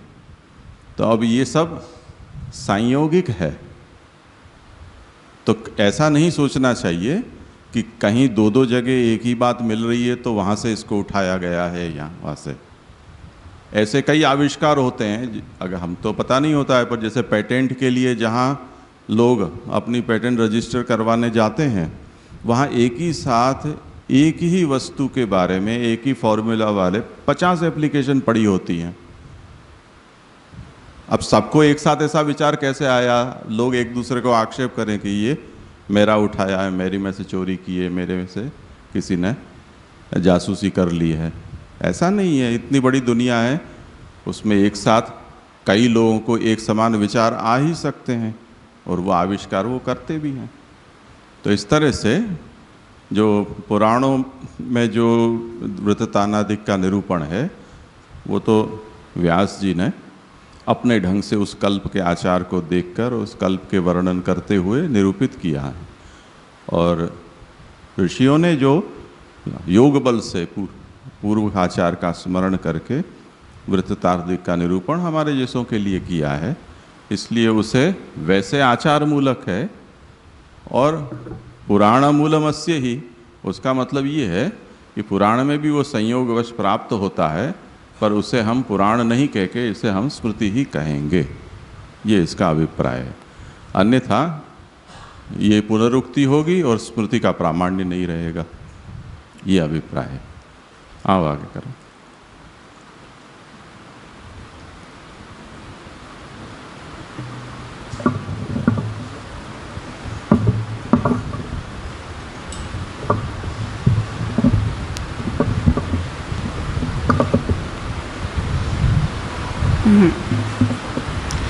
आचार्य श्री महाप्रभु जी, श्री गुसाई जी, श्री गोपीनाथ जी के चरणों में दंडवत प्रणाम, श्री ठाकुर जी के चरणों में दंडवत प्रणाम, जय जय दंडवत प्रणाम। हूँ आनल राजकोट थी। जैसे अगले कारिका में हमने देखा कि पूर्वाचारेण संप्राप्तम, यानी कि स्मृति है वो पूर्वाचार्यों के सदाचार से स्मरण करके बनाई गई है। और 34वीं कारिका में भी हमने देखा कि आचार सो लोक में प्रवृत्ति होवे है और लोकाचार से जीविका होवे है। और आचार को मेन स्मृति की कैटेगराइज में भी जैसे आपने बताया, तो यहाँ ऐसी आकांक्षा करते हैं कि इदानीम आचार कुत्र मूलम, तो आचार को पॉइंट करके बताना चाहते हैं कि आचार के मूल में क्या है। लोकमूलिका स्मृति को विचार करे है इदानीम इत्यादि। इदानीम मतलब यहाँ पर जो आचार है उसमें हम लोकाचार, सदाचार आदि ले सकते हैं। अभी आचार का प्रमाण क्या है, यानी कि जैसे स्मृति का प्रमाण वेद है, वैसे ही आचार का प्रमाण क्या है ये पूछा गया है। तो जैसे यहाँ जो मूल है, आचार का मूल ये पूछा गया है, उसमें मूल को हम परंपरा से सोचें या एक मेथड के रूप में हम सोच लें कि मूल से हमारा अर्थ है उसकी डेप्थ कितनी है। तो फॉर एग्ज़ाम्पल स्कूल या यूनिवर्सिटी में ऐसी अपेक्षा रखी जाती है सारे छात्रों से कि हम उसके रूल्स और रेगुलेशन को फॉलो करें। तो आचार को हम रूल्स और रेगुलेशन की जगह रख के देखें तो रूल्स और रेगुलेशन में समय समय पर आना, छात्रों के साथ कैसा व्यवहार करना, हमारा वस्त्र परिधान कैसा होना चाहिए आदि जो आता है, वो हम अगर उसका मूल समझे तो आचार को हम रूल्स एंड रेगुलेशन की जगह ले सकते हैं। और ये उसके अंडर में जो नियम है उसको हम परंपरा के तौर पर, मतलब उसकी डेप्थ मूल के स्वरूप में ले सकते हैं। तो ऐसी आकांक्षा की गई है, उसमें आप कहते हैं कृष्यादि जीविका शास्त्रम पूर्वश्र्याचारतः प्रमा करदंडादि शास्त्रस्य मूलम युक्ति पुराविदम। कृष्यादि जीविका शास्त्र से ऐसा कहा गया है कि जीविका शास्त्र में ब्राह्मण कृष्यादि इति का वर्णन है। जैसे हलम अष्टगवम श्रेष्ठम षड्गवं मध्यम स्मृतं चतुर्गवं नृशंसानां द्विगवं वृषघातीनाम। अर्थात एक हल में 8 बैल जोत के खेती करनो उत्तम पक्ष है, 6 बैल सो खेती करनो मध्यम है, 4 बैल सो खेती करनो निर्दयपनो है, 2 बैल सो खेती करनो बैल को मार डालनो है इत्यादि। और स्मृतिन में ब्राह्मण दिकनकु आपातकाल में खेती करनो लिख्यो है। तो यहाँ जीविका शास्त्र में एग्जाम्पल यहाँ 2 दिए गए हैं कि कृषि को कैसे जीवन निर्वाह करना चाहिए। उसमें 8 बैल है उसको श्रेष्ठ और 2 को निर्दयी माना गया है। वैसे ही हम जानते हैं वैसे ब्राह्मण का कर्तव्य है कि शास्त्र पढ़ना और पढ़ाना, लेकिन आपातकाल में जब उसकी जीविका न हो तब स्मृति में उसको आज्ञा की है कि वो खेती करके अपना जीवन निर्वाह कर सके। तो ये जीविका शास्त्र में कहा गया है, जो कृष्यादि जीविका शास्त्र में बताया गया। तो ये जो पार्ट था ये कारिका की फर्स्ट लाइन थी, उसमें लोक व्यवहार को लोकाचार को ध्यान में रखते हुए बताया गया है। अब दूसरे पार्ट में नीति और युक्ति मूलक स्मृति को बताते हैं। करदंडादि शास्त्रस्य मूलम, यानी कि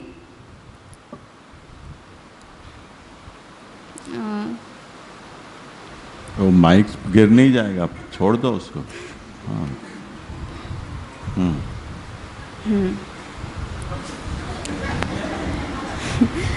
जा स्मृति भाग में खेती वारे विना अन्य सो कर लेनो तथा दंड देनो लिख्यो है, वा स्मृति भाग को युक्ति मूलक और नीति मूलक जाननो। यानी कि जो पिता है उसका धन बांटना हो, अगर दान देना हो, या फिर खेती के बिना अगर कर लेना देना हो, उसके लिए नीति और युक्ति कहा गया है। तो हम युक्ति और नीति को एक ही समझ सकते हैं, जैसे इसकी क्लियरिटी लालन ने पहले ही कर दी है। तो यहाँ आचार का प्रमाण मांगा है, उसके लिए बताया गया है पूर्व ऋषिन के आचार सो प्राप्त है तासो प्रमाण है, ये मूल को अभिप्राय है। मतलब यहाँ जीविका शास्त्र से और नीति मूलक शास्त्र स्मृति से बताया गया है, उसके एग्जाम्पल द्वारा बताया गया है कि ये जो स्मृति है वो पूर्व ऋषिन के अनुभव से की गई है। यानी हमने स्मृति में स्मृति का मूल वेद है वो हमने प्रमाणित कर दिया। तो ये जो ऋषियों है उसका अनुभव भी पूर्व कल्प के आचार्य थे, उसने कहा गया है उसके शास्त्रों से या उसका पूरा जीवन वैदिक कर्म अनुसार था, तो उसका जीवन वैदिक जानते हुए उसके अनुभव से हम ये प्रमाण कर सकते हैं कि आचार का ये मूल स्मृति में कहा गया है। अस्तु। शाबाश। हाँ।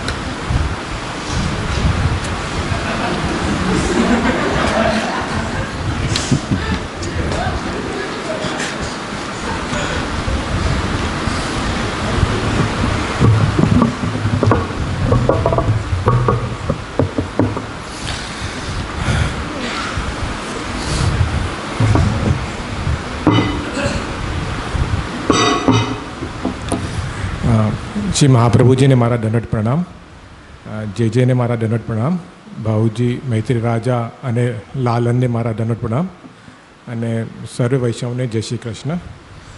मारू नाम कल्पेश है अने हूँ 40 मेरा नाम कल्पेश है और मैं 40वें श्लोक की प्रस्तुति करूँगा। तो यहाँ पे महाप्रभु जी मुख्यतया अपने शुद्धि और संस्कार के बारे में हमको समझाना चाहते हैं। जो श्रुति और संस्कार जो आपको स्मृतियों के अंतर्गत प्राप्त होती है, उसके बारे में मुख्यतया श्री महाप्रभु जी हमको इस श्लोक में समझाना चाहते हैं।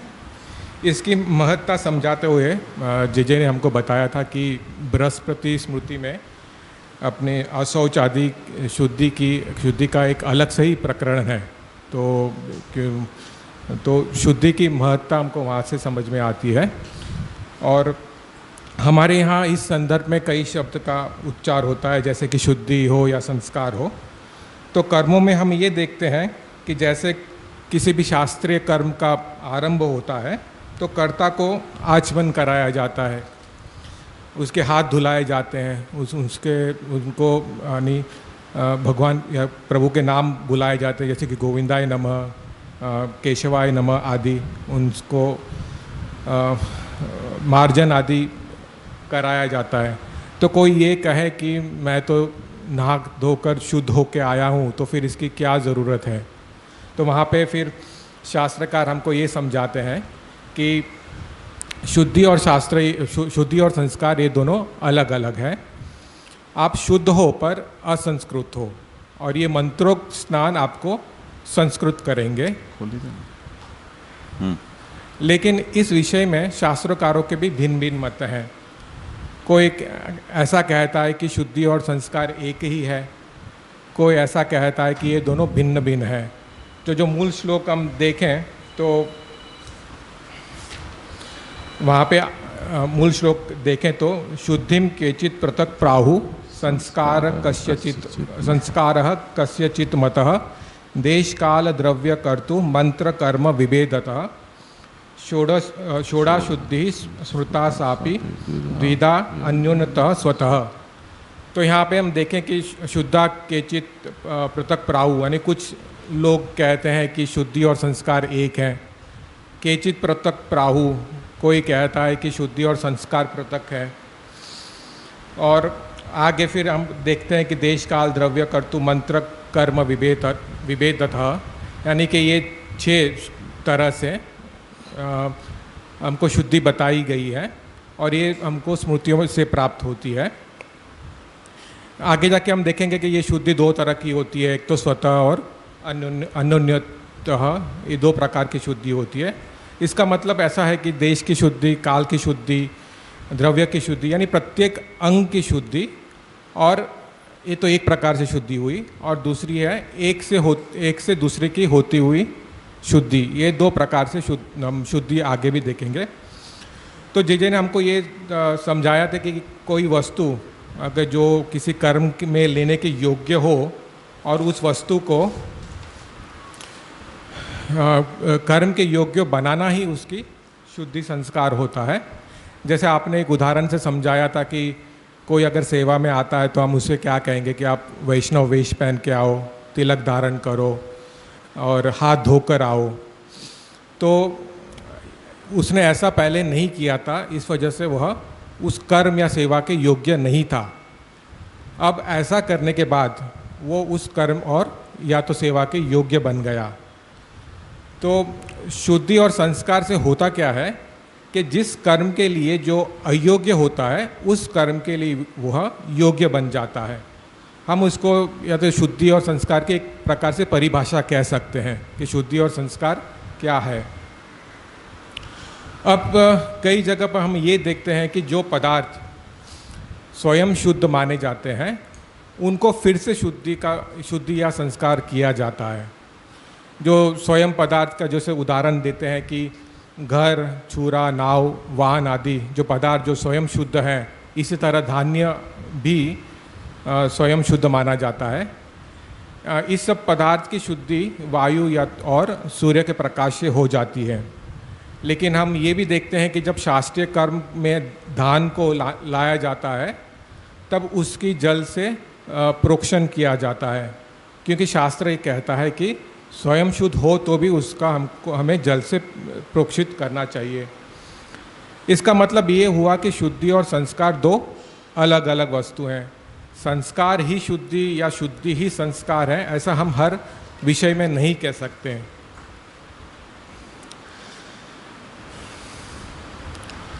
तो जो जितने भी स्वयं शुद्ध पदार्थ हैं उसमें हमें ये बात सोचनी होगी कि वो अपने आप में स्वयं शुद्ध तब होंगे जब उनमें कोई आगंतुक दोष नहीं होगा। तो जे ने यहाँ पे हमको थाली का और एक वाहन का एग्जाम्पल देके समझाया था कि आप थाली को खाकर बाहर रख दो, धोकर रख दो धूप में, और वहाँ पे आप ऐसा सोचें कि सूर्य के प्रकाश से या धूप से वह शुद्ध हो जाएगा। लेकिन अगर उसमें कहीं पे भी जूठन का दाना रह गया तो वो शुद्ध नहीं कहलाएगा। ऐसे भी हम लोग ने उदाहरण में देखा था कि वाहन को भी स्वयं शुद्ध माना गया है, और जे ने ट्रेन की सीट का एग्जाम्पल देके समझाया था कि वाहन तो स्वयं शुद्ध है। अगर आप ट्रेन में जाते हो और उस सीट में पहले से ही कोई बैठकर वहाँ पे मांस मच्छी खाकर जा चुका है तो वह स्वयं शुद्ध होने के बावजूद भी शुद्ध नहीं कहलाएगा, क्योंकि उसमें वहाँ पे ऑलरेडी आगंतुक दोष आ चुका है। तो स्वयं शुद्ध पदार्थ में हमको ये देखना होगा कि वहाँ पे कोई आगंतुक दोष है कि नहीं। सो जो ऐसे संस्कार, जिस संस्कार से वो उस चीज़ की अस्पृश्यता या अशुद्धि खत्म होती है, उसे हम उसे शुद्धि या संस्कार कह सकते हैं। तो जहाँ पर शुद्धि के बाद संस्कार की आवश्यकता नहीं रहती, वहाँ पे हम ये कह सकते हैं कि शुद्धि ही संस्कार है। जहाँ पर संस्कार की आवश्यकता रहती है तो वहाँ पे शुद्धि और संस्कार को अलग अलग समझना चाहिए। तो जे ने उस पर भी एक अच्छा एग्जाम्पल देके इसको हमको समझाया था कि आप शालिग्राम, गिरिराज जी और मूर्ति का एग्जाम्पल लेके, कि जैसे आप शालिग्राम या गिरिराज जी को आप लेकर शुद्ध करके आप उसका पूजन चालू कर सकते हैं, लेकिन जो मूर्ति किसी मानव के द्वारा की गई है उसको आप शुद्ध करके आप उसका पूजन नहीं कर सकते हैं। उनको तो फिर वहाँ पे जो प्रतिष्ठा रूप संस्कार की आवश्यकता रहती है। जो तब तक प्रतिष्ठा नहीं होती तब तक वहाँ उसका पूजन नहीं हो सकता।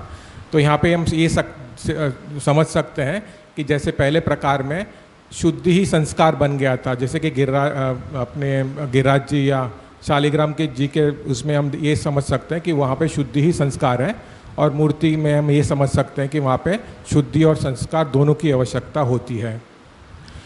अभी अगली पंक्ति पे हम आए तो षोडा शुद्धि स्मृता सापि द्विधा अन्योन्यत स्वतः। तो षोडा शुद्धि यानी कि देश, काल, द्रव्य, कर्तु, मंत्र, कर्म, इसकी ये जो षडंग है उनकी खुद की शुद्धि होना, या उनकी यानी खुद की शुद्धि और उनसे होने वाली शुद्धि, ये दो प्रकार की शुद्धि हमको समझाई है। तो इनसे होने वाली शुद्धि तो हम कृष्ण आश्रय आदि ग्रंथ में देख चुके हैं, और इनकी शुद्धि जे ने हमको जौ का एग्जाम्पल देके समझाया था कि हमको जौ को देश, काल, द्रव्य, मंत्र, कर्ता, कर्म के साथ जोड़ना है। जैसे कि देश के साथ जोड़े तो शुद्ध कब कहलाएगा कि जब वो सत्पात्र के पास होगा, यानी जगह, देश। काल का एग्जाम्पल ले तो काल नवीन है, यानी कोरा है, कभी पहले यूज़ नहीं किया हुआ है, वो नवीन है काल, यानी वो काल की शुद्धि कहलाएगी वहाँ पे। कर्ता यानी जो यज्ञ करता है वो खुद ही वो जौ को लेके आया हुआ है। मंत्र हम लोग ने पहले पूर्व में देखा कि प्रोक्षण मंत्र आदि जो मंत्र से शुद्धि होती है वो। कर्म यानी सबसे पहले उसने अपने आराध्य देव को विनियोग किया है, यानी कहीं और उसका यूज़ नहीं हुआ है, तो ये कर्म। तो जो भी वस्तुएं हैं उन तत्त वस्तुओं का शास्त्र में वहाँ पे निदान किया गया है कि कौन सा देश शुद्ध कहलाएगा, कौन सा द्रव्य शुद्ध कहलाएगा। तो वहाँ पे हर एक का सेम नहीं होता है, अलग सबका अलग वहाँ पे शास्त्र में निदान किया गया है। सो इस तरह से जितनी भी हमको शुद्धि की हमको स्मृतियों में मिलती है, शुद्धि के जो श्लोक वगैरह हमको जो स्मृतियों में मिलती है, उनका प्रयोजन तो शुद्धि या संस्कार ही है, और वो शुद्धि तो इन षडंग से होती है। जैसे हम लोग दो प्रकार से देखा कि षडंग की खुद की शुद्धि और उनसे होने वाली शुद्धि। तो ये दो तरह की शुद्धि हमको इस श्लोक में समझाई है, और आगे फिर इसकी आवश्यकता धर्म में क्या है वो रवि जी समझाएंगे। धन्यवाद प्रणाम जी। बहुत सुंदर किया निरूपण।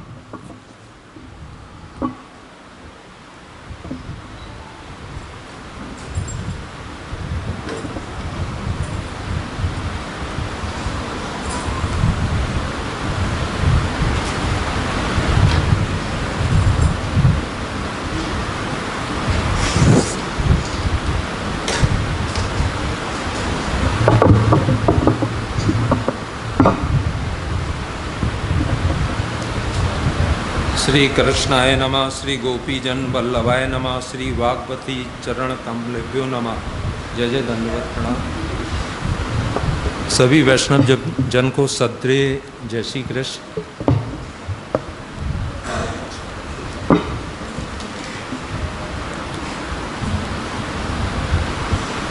अपना ये जो चल रहा है प्रमाण प्रकरण के अंतर्गत स्मृति प्रकरण, और स्मृति प्रकरण के इसके अंतर्गत जो हमारे पूर्व वक्ता हैं उन्होंने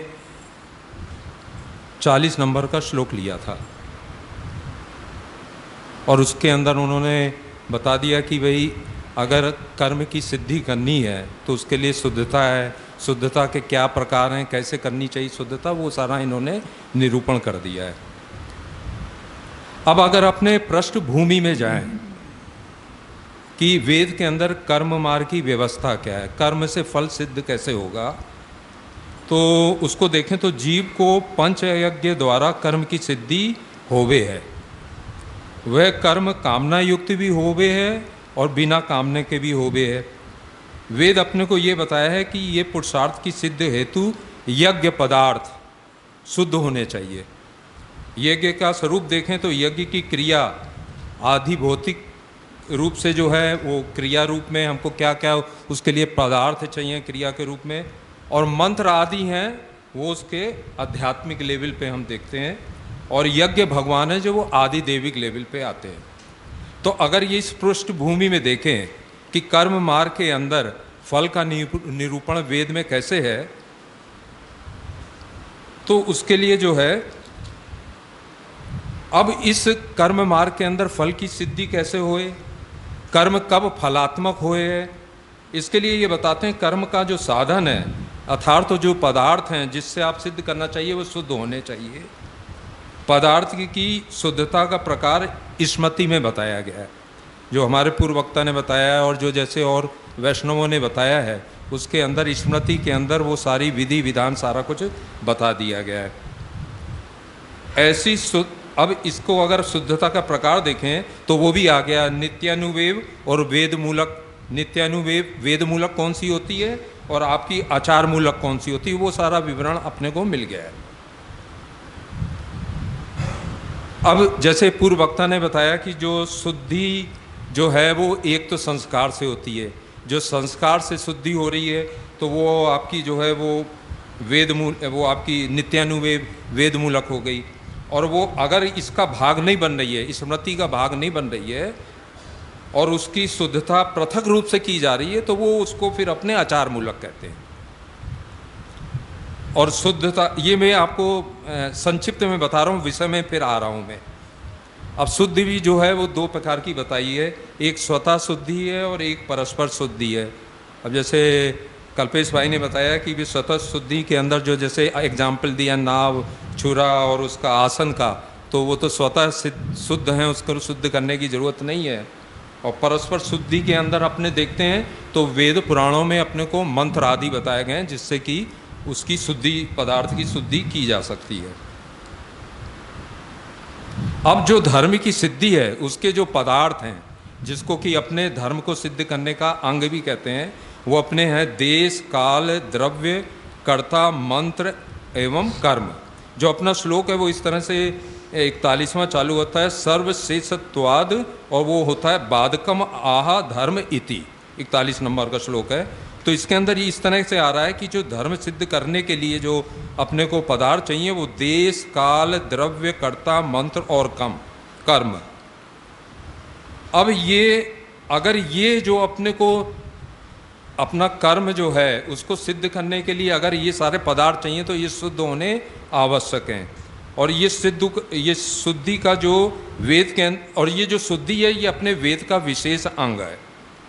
यदि अब इसका जो है परिणाम क्या बताते हैं, अगर ये जो है अपने इस तरह से अगर अपनी शुद्धता नहीं हो रही है, जो अपने 60 अंग हैं धर्म की सिद्धि करने के लिए, वो अगर सिद्ध नहीं हुए तो उसका परिणाम क्या होगा? उसका परिणाम ये होगा कि वो चूँकि धर्म के सारे पदार्थ अशुद्ध हैं और अशुद्ध के कारण क्या होगा, वो धर्म सिद्ध नहीं होगा, उससे अधर्म होगा। तो अधर्म का मतलब जो हमारा ऑब्जेक्ट है, जो हम अपने शुरू से लेके चलें कि कर्म मार्ग के अंदर अगर मेरी कामना है, मैं पंच यज्ञ कर रहा हूँ, वो कामना वाले हैं या कामना रहित हैं, उसका जो फलात्मक दृष्टि से देखें तो वो शुद्धता के लेवल पे देखें तो वेद इस तरह का निरूपण कर रहा है। और अगर वो शुद्धता इस तरीके से नहीं हो रही है तो उसका परिणाम क्या होगा, वो हमारा जो है धर्म सिद्ध नहीं हो जाएगा कर्म के रूप के अंदर। अब अगर ये सारी चीज़ें देखें और अपना इसका जो तारतम्य देखें पुष्टि मार्ग के अंदर, तो अपने वल्लभाचार्य जी जो इसी कारण से बताते हैं कि अपने ने ये सारा देखा, अभी प्रस्तुति हुई है तो उस प्रस्तुति में अपने को कितना कठिन लग रहा है कि श्रुति के अंदर ये वचन है, अपने स्मृति के अंदर ये वचन है, और कर्म के अंदर अगर ये सारा अनुष्ठान करना है तो इसके लिए पूरा जो है स्मृति और श्रुति और जैसा वेद पुराणों में बताया वो सारा करना है। तो इसी को करने के लिए, चूँकि अब कली काल चल रहा है तो कली काल में ये साध्य नहीं है।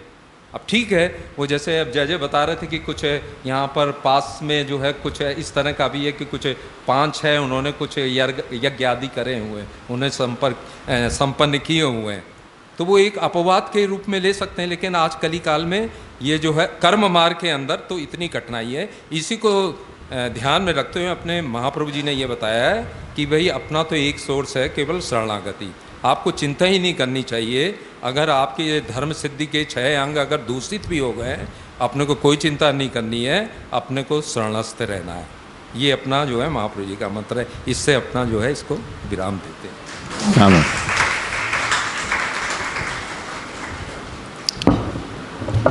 संप्रदाय सिद्धांत के साथ इसका समन्वय करते हुए रवि जी ने अच्छा निरूपण किया। अब आगे कल्प सूत्र का विषय।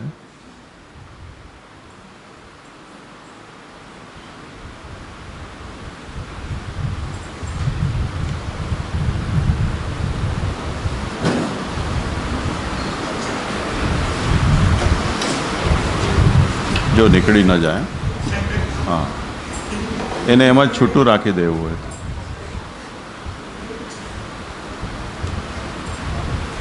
महाप्रभु जी के चरण नारायण में दंडवत प्रणाम, वल्लभकुल परिवार के को दंडवत प्रणाम और सर्व वैष्णव को जय श्री कृष्ण। जैसे आगे स्मृति के प्रकार में हमने आचारमूलक और नित्यानुमेय वेद देख के, यहाँ पे एक नया सूत्र है जिसे कल्पसूत्र है। तो कल्पसूत्र की कक्षा को निर्धार कहाँ करनो, वो समस्या को यहाँ पे निरूपण 42 कारिका में बतावे है। कल्पसूत्राणाम ऋषि प्रणीतत्वात् स्मृति तत्वम आशक्यम परिहरति कल्पसूत्रेषु इति। कल्पसूत्र ऋषि प्रणीत होवेसु विनकी गणना स्मृति में होनी चाहिए, ऐसी आशंका को यहाँ पे परिहार करे है। तो कहे कि वैसे 2 भेद में कहा जा सके है। एक कर्ता के भेद में, जैसे कि वेद है, वेद जो अपरुष्य है वो अनादि सिद्ध है, ईश्वर का निश्वास है, परंतु कल्पसूत्र है वो अनादि सिद्ध नहीं है। यहाँ पे कल्पसूत्र ऋषि प्रणीत कह के ये बताया कि जैसे भिन्न भिन्न ऋषियों द्वारा स्मृति का प्रणयन मनु याज्ञवल्क्य द्वारा हुआ है, वैसे ही हमें यहाँ पे कल्पसूत्र भी ऋषि द्वारा प्रणयन है वो पता है। एक वो कर्ता का भेद है और दूसरा भेद है पाठ का भेद। जैसे कि वेद मंत्र में उदात्त अनुदात्त स्वर है, वैसे कल्पसूत्र में यहाँ पे स्वर नहीं है, वासो उनको पाठ हम स्मृति में गिन्यो जाए है। तो वाह भेद सो श्री महाप्रभु जी कहे हैं कि ये श्रुति प्रकरण नहीं होके स्मृति प्रकरण में आवे है।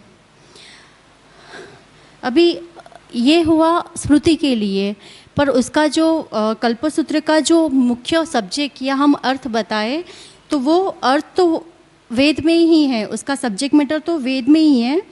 तो कैसे वेद विहित यज्ञ यादि कर्मों की जो विधि बताए व्यवहार है तासु अर्थसु उनकी वेद में गणना हुए है। तो यहाँ पे वैदिक मंत्रों का विनियोग कैसे करते हैं इसका निरूपण कल्पसूत्र में प्राप्त सूत्र है। कल्पसूत्र टेक्स्ट बुक नहीं है पर गाइड्स है, ऐसे कह सकते हैं। जैसे कि हर शाखा का अपना अपना कल्पसूत्र है, और जैसे एग्जाम्पल में अपने मार्क्स दिखाया था कि जो सेवा रीति पुस्तक है वहाँ में वो एक कल्पसूत्र का एग्जाम्पल दे सकते हैं, पर बाकी गौणता हम आगे की कारिका में देखेंगे। पर यहाँ पे जो महाप्रभु जी ने ये दो भेद बताते हुए बताया है कि एक कर्ता और एक पाठ के भेद से कल्पसूत्र है वो स्मृति प्रकरण में आवे है। अस्तु जय जय।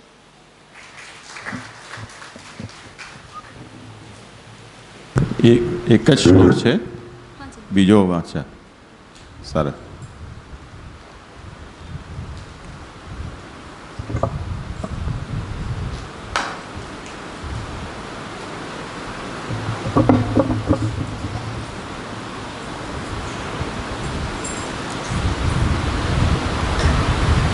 जैसे फादर से जिसका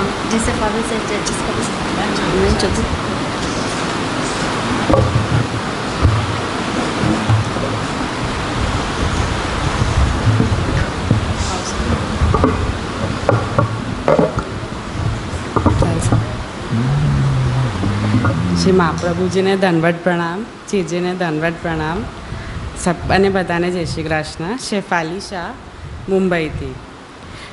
तो हमने 42nd श्लोक देखा। अब 43rd श्लोक में ऐसा बता रहे हैं कि अर्थस्व कल्पसूत्र को वैदिक होने का क्या हेतु है। तो वहाँ कह रहे हैं कि सौकर्या अर्थम इति, सरलता से समझ में आ जाए इसलिए वेद में जो धर्म बताए हैं उसे कल्पसूत्र में संकलन किया है। यज्ञ आदि कर्म है वो अच्छे से ज्ञान हो इसलिए कल्पसूत्र देखने चाहिए, पर उसे कर्तव्य न मान लेना चाहिए, सिर्फ रेफरेंस के पॉइंट से मतलब रिफ़र करना चाहिए। कल्पसूत्र गौण पक्ष है, मुख्य पक्ष तो वेद ही है। ये बात बताने महाप्रभु जी ने तेनापी शब्द से समझाई है। जो आधुनिक जीव है और श्रौत धर्मों में क्रियामय रहे है इसलिए कहे हैं। यज्ञ आदि के उत्तम अधिकारी मरीचि आदि जो ऋषि है उन्होंने किए हुए यज्ञ में कल्पसूत्र की अपेक्षा ही न थी। उनके अंतःकरण ही शुद्ध थे, पवित्र थे, इसलिए कल्पसूत्र वगैरह ही कर्म का स्वरूप भासमान हो जाता था उन मनुष्य में। पर अभी के मनुष्य को यज्ञ आदि कर्मों को प्रकार जानने के लिए कल्पसूत्र जानने की आवश्यकता है। कल्पसूत्र के द्वारा किए गए यज्ञादिक वैदिक धर्म समझ में आते हैं। अस्तु आ श्लोक में आटलू ज छे। शाबाश।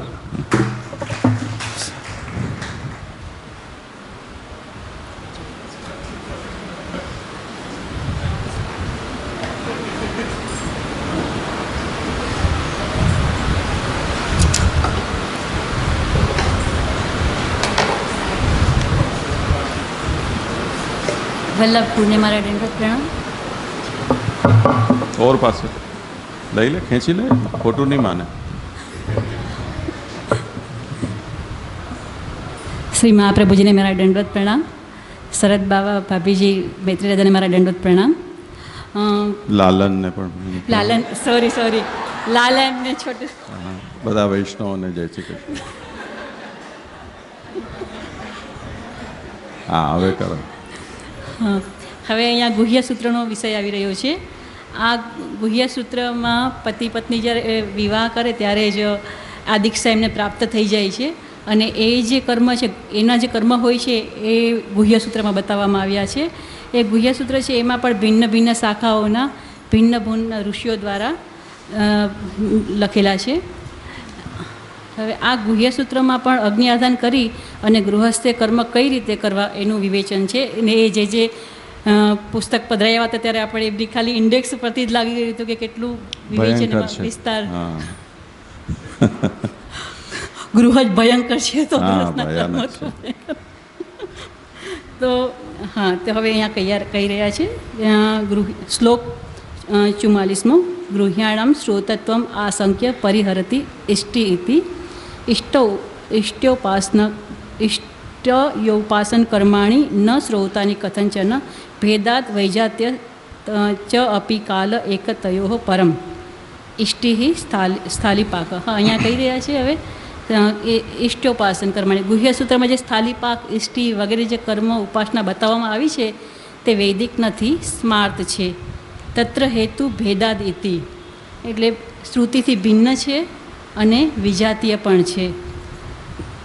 अग्नि आदि सर्वस्रोतस्मार्तयोः भिन्नं विजातीय च तर्हि कथम एककालविधानम अगर भिन्न છે તો કલ્પ ગુહ્ય સૂત્રમાં જે કર્મ કયા છે અને સ્રોતમાં જે કર્મ કયા છે એ બંને એક સમયે એમનું વિધાન કઈ રીતે કેમ કરી રહ્યા છે? કેમ કે ગુહ્ય સૂત્રમાં જે કર્મો બતાવવામાં આવ્યા છે તેનો ટાઈમ એટલે સમય અને વેદના કર્મ 10 પૂર્ણમાસ વગેરે 5 યજ્ઞ બતાવ્યા છે તે કર્મનો કાલ એક જ આવે છે એટલે એક જ સમયે બંને કર્તવ્યો પ્રાપ્ત થાય છે. તો તે સ્થિતિમાં શું કરવું? ઇષ્ટિ ઉપાસના વગેરે કર્મો સ્રોત નથી. અગ્નિ આદિ સર્વસ્રોત સ્માર્તયો જે કહ્યા છે ત્યાં કે જે અગ્નિ કર્મ સ્મૃતિમાં બતાવેલા છે એના નામો ભિન્ન છે, એમાં કર્મ બતાવ્યા છે એ પણ ભિન્ન છે અને વિજાતીય છે. ધર્મો એટલે ગુણધર્મો એ પણ વિજાતીય છે. તરી કથમ એક કાલમ વિધાનમ આ બધા ભિન્ન છે તો પછી એક સમયમાં બંનેના કર્તવ્યનું નિરૂપણ શા માટે કરવામાં આવ્યું છે? તો કહે છે કે બંને વિજાતીય છે તેમ છતાં એક કાલમાં પ્રાપ્ત થાય છે. એનો અર્થ એ છે કે એ એક વ્યક્તિ માટે નથી, કોઈ એક જ વ્યક્તિ કરી શકે એના માટે નથી. અથવા બીજો પક્ષ એ છે કે જે બંને કરવા સમર્થ છે એના માટે છે. હવે એમની સ્પષ્ટતા આગળના શ્લોકમાં કહી રહ્યા છે. શ્લોક 45 તથાપિ સ્રોતસ્ય બલવત્વાય નિર્ણયમ આહ કાલબાધમ ઇતિ કાલબાધમ ન કર્તવ્યમ સ્માર્ત સ્રોતો બલિયતઃ પશ્ચાત હા આમાં એશ્ચા છે પણ ત્યાં પશ્ચાદવા ગૌણકાલેપી કર્તવ્યમ ઇતિ કેચન મુખ્ય કાલે બલિષ્ઠત્વાત સ્રોતમેવ કર્તવ્યમ. બંને એક સમયે કરવાના કહેલા છે તેમ છતાં પણ સ્ત્રોત કર્મ છે તે બલવાન છે. તે કાલમાં સ્મૃતિ કોઈ કર્મ કરવાનું કહે તો તે ન કરતાં શ્રુત વેદ કર્મ છે એ જ પ્રાધાન્યથી કરવાના છે. એનું સમાધાન આપે છે કે સ્ત્રોત કર્મ બલવાન છે એટલે સ્માર્ત કર્મ કરવાની આવશ્યકતા રહેતી નથી. કેમ કે સ્માર્ત કર્મ કરવા જાય તો કાલ બાધ એટલે કે સ્માર્ત કર્મ કરવામાં સમય વીતી જાય તો પછી સ્મૃતિ વૈદિક કર્મ નથી થતા એટલે કાલનો બાધ થાય છે. ત્યાં એના માટે બે મત છે એ સંબંધમાં. પહેલો પક્ષ છે કે સ્ત્રોત ધર્મની સાથે સ્માર્ત ધર્મ એનો કાલ બંનેનો એક હોય તો સ્માર્ત ધર્મ ન કરો તો પણ ચાલે, એમાં દોષ નથી ગણાતો. અને બીજો પક્ષ એવો છે કે મુખ્ય કાલમાં સ્ત્રોત અને ગૌણ કાલમાં સ્માર્ત કર્મ કરવા જોઈએ. અહીંયા કહી રહ્યા છે પશ્ચાદવા ગૌણ કાલમ તોમાં સ્માર્ત કર્મ એટલે કે સ્માર્ત કર્મ કરવા જોઈએ અને ગૌણ કાલમાં આ કર્મ કરવા જોઈએ. મુખ્ય કાલે બલિષ્ઠત્વાત તો મુખ્ય કાલ હવે સ્માર્ટ જે કર્મ છે એનો પોતાનો સમય હોય છે તો એ સમય વીતી જાય એ સમયે આપણે સ્ત્રોત કર્મ કરીએ અને સ્માર્ટ કાર્યનો સમય વીતી જાય તો સ્મૃતિ એમ કહે છે કે મુખ્ય કાલ તો વીતી ગયો, હવે કરવાનો શું અર્થ? સ્માર્ત કર્મનો કાલ વીતી ગયો છે તો હવે સ્માર્ત કર્મને ઉડાવી દો. એટલે સ્માર્ત કર્મનો બરાબર ઉડાવી દો. તો એમ કે હવે એને પાસે તો એક કોઈક એવી ઉપાય શોધીએ કે બંને કરી શકીએ. તો એના માટે અતએવ સર્વાધાન વિધિ તો એના માટે શાસ્ત્ર એક ઉપાય કહી રહ્યા છે સર્વાધાન વિધિ. તો આ શાસ્ત્રમાં એક વ્યવસ્થા એ પણ બતાવવામાં આવી છે કે જેને અગ્નિહોત્રની દીક્ષા લીધી છે તેને સ્માર્ત કર્મ અને સ્મૃત કર્મ એ બંને જુદી જુદી જાળવવી ન હોય તો એ બંને એક સાથે કરી શકે છે. તો એક જ અગ્નિમાં બધા કર્મ થઈ જાય છે. એનું નામ સર્વાધાન વિધિ. જેમ જે ઉદાહરણ આપ્યું હતું કે લગ્ન પ્રસંગમાં એક સાથે જ જમવાનું ને રિસેપ્શન ને બધું જ એક સાથે બધું કરે છે તો એ રીતે સર્વાધાન વિધિમાં ને એમાં આપણે પુષ્ટિમાર્ગ પ્રમાણે જોઈએ તો મહાપ્રભુજી કહી રહ્યા છે કે પ્રાકૃતા સકલા દેવા કૃષ્ણ વગતનો તો મતલબ મૂળ છે એ તો કૃષ્ણ છે એને પકડવાનો છે. પણ હવે અત્યારે ગિરિરાજજીની શાલિગ્રામજીની પૂજા થઈ રહી છે તો એ કરે તો એ વિરોધ નથી, પણ જો એ બંને કરી શકતા હોય કરવાનું સામર્થ્ય હોય તો કરે તો કોઈ વાંધો નથી. પણ મુખ્ય તો કૃષ્ણની સેવા છે એટલે મુખ્ય છોડીને જો બીજો પક્ષ લઈએ તો ત્યાં ફોલ્ટ છે. એટલે ત્યાં કહી રહ્યા છે કે મહાપ્રભુજી કહી રહ્યા છે કે સ્માર્ત અને સ્ત્રોત કર્મ એક સમયે પ્રાપ્ત થાય તો ગૌણ મુખ્યના વિવેકપૂર્વક કર્મ કરવા જોઈએ. અસ્તુ જયજી. હા સરસ. આગળ કોનું છે? આવી આ તો પાટીઓ લાગેલો હશે તો ઘૂસી જશે અંદર.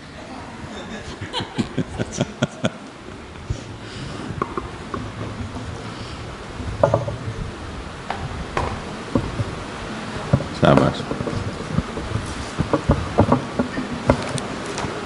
હજી કેટલા જણા બાકી છે પ્રસ્તુતિમાં? 1 2 જણા છે, 3 4. ક્યાં તો પુરાણ. હા, તો આપણે શ્રી મહાપ્રભુજીને સન્મુખ થઈ રહીએ, પછી બેસીએ. એવું કરીએ. તમને લોકોને જવાનું ક્યારે છે? 9:30, 8:30. અત્યારે કેટલા વાગ્યા છે?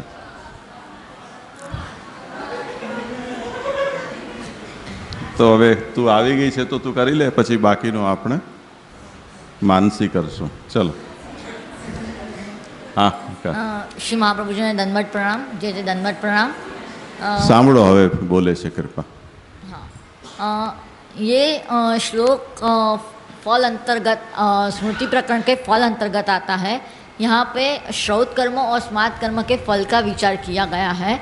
यहाँ पे कारिका में बताया है स्मार्त मात्र से करणाद आभासो ब्राह्मणो भवेत स्वर्गाभासद्यपि फलम श्रौतम मात्रेपि चाखिलम. यहाँ पे कह रहे हैं कि श्रौत कर्म बलवान यानी कि मुख्य है, इसलिए स्वतंत्र है. जैसे श्रौत कर्म को स्मार्त कर्म की ज़रूरत नहीं है, तो वहाँ पे यहाँ पे ऐसा प्रश्न उठता है कि जैसे श्रौत कर्म को स्मार्त कर्म की ज़रूरत नहीं है, तो वैसे स्मार्त कर्म भी स्वतंत्र हो सके. तो श्री महाप्रभु जी यहाँ पे ये शंका को दूर करते हुए बता रहे हैं कि स्मार्त मात्र से इति. यहाँ पे कह रहे हैं कि वेद के अर्थ को जो जानकर वेद का जो अनुष्ठान करता है वो ब्राह्मण है. स्मृति वेद नित्य वेदा नित्यानुवेद मूलक है. स्मृति अर्थ तथा अनुभव इन दो कड़ी के व्यवधान वाली है. यहाँ पे उदाहरण के तौर पे बताया है कि जैसे जो अपना जो आईना रहता है तो वहाँ पे कांच का जो व्यवधान है, तो उसके लिए दर्पण का जो मुख है तो वो प्रतिबिंब कहलाता है. ऐसे ही स्मार्त धर्म वैदिक धर्म को आभास है. और ऐसे ही ब्राह्मण जो केवल स्मार्त धर्म करता है तो वो ब्राह्मणाभास कहलाते हैं.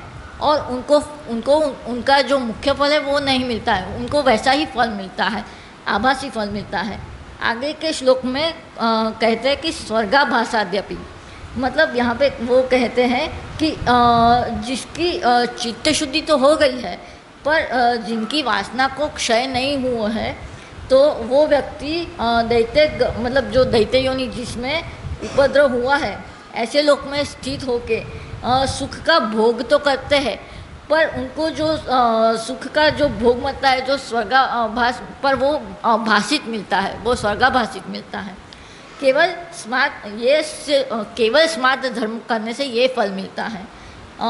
श्री पुरुषोत्तम जी आवरण भंग में यहाँ पे कह रहे हैं कि श्रौत धर्म का पालन करना ही स्मार्त धर्म का प्रयोजन है. मतलब श्रौत धर्म मुख्य है और स्मार्त धर्म उनका प्रयोजन है. और स्मार्त धर्म स्वतंत्र हो तो वो जो श्रौत धर्म जो मुख्य फल देते हैं वो स्मार्त धर्म मुख्य फल नहीं दे सकते हैं. और श्रौत और केवल श्रौत धर्म करते हैं तो अखिल मुख्य स्वर्गादि फल प्राप्त करते हैं. यहाँ ऐसा कह के आपने स्मृति की अपेक्षा वेद की अधिकता बताई है. शाबाश. अब एक विषय रहता है केवल स्मृतियों में जो ज्ञान का निरूपण है, वो ये श्लोक किसका है? करी ले फटाफट करी, संक्षेप में करी ले जाए तो पुराण प्रकरण यहाँ ये स्मृति प्रकरण संपन्न हो जाएगा.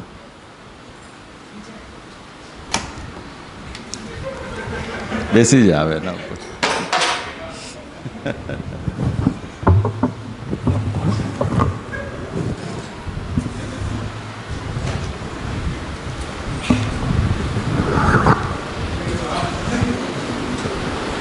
બધા સ્વરૂપોને દંડવત પ્રણામ. हाँ सारू करे.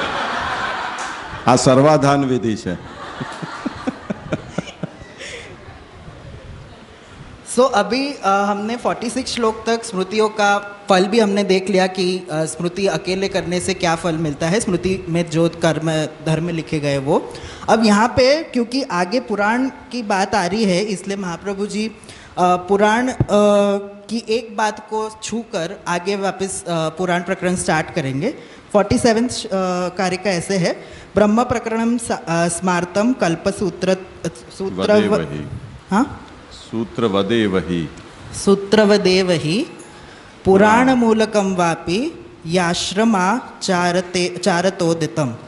अब यहाँ पे एक बात जो 38 श्लोक में आई थी, जहाँ पे पुराण मूलक श्रुति को मानने से आचार मूलक की हम जो प्रतिपादित किया था, उसका एक अंश यहाँ 47 श्लोक में भी आ रहा है, जिसमें महाप्रभु जी एक और शंका को क्लियर कर रहे हैं कि कोई ऐसा समझे कि स्मृति में जो ज्ञान दिया गया है, ब्रह्म ज्ञान दिया गया है, वो ब्रह्म ज्ञान जो है वो पुराण मूलक ना हो के पुराण से अलग है, ये बताने के लिए ये श्लोक कर रहे हैं।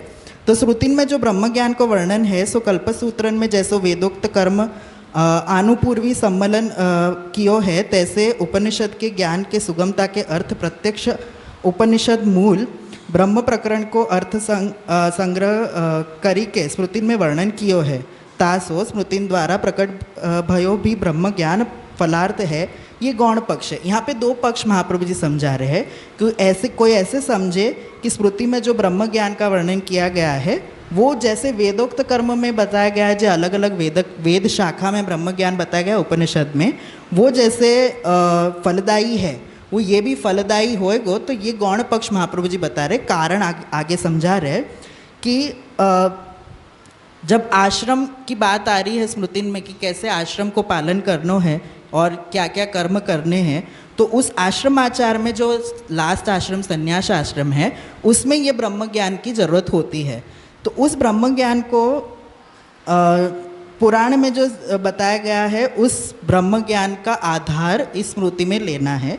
तो उसमें यहाँ बता रहे हैं, तासो पुराण के संग्रह करके स्मृति में ब्रह्माध्याय को वर्णन किया गया है। उपनिषदन को अर्थ अभी यहाँ पे बता रहे कि अगर हम लोग ऐसे ही समझ ले कि जो उपनिषद में जो ब्रह्म ज्ञान बताया गया वही स्मृति में है, तो वापस वही बात जो वेद की बात आई थी कि जो वेद की बात अगर स्मृति में बताई है तो स्मृति क्यों है, वैसा शंका आ जाएगा। और उसके साथ ये भी एक शंका आ जाएगी कि जो उपनिषद प्रकट किए गए हैं अलग अलग शाखाओं में, जिनका अलग अलग फल है, वो उनका कोई प्रयोजन नहीं रह जाएगा। इसलिए स्मृति में जो भी बात आ रही है वो जो भी उपनिषद है उससे अलग स्वतंत्र बात आ रही है।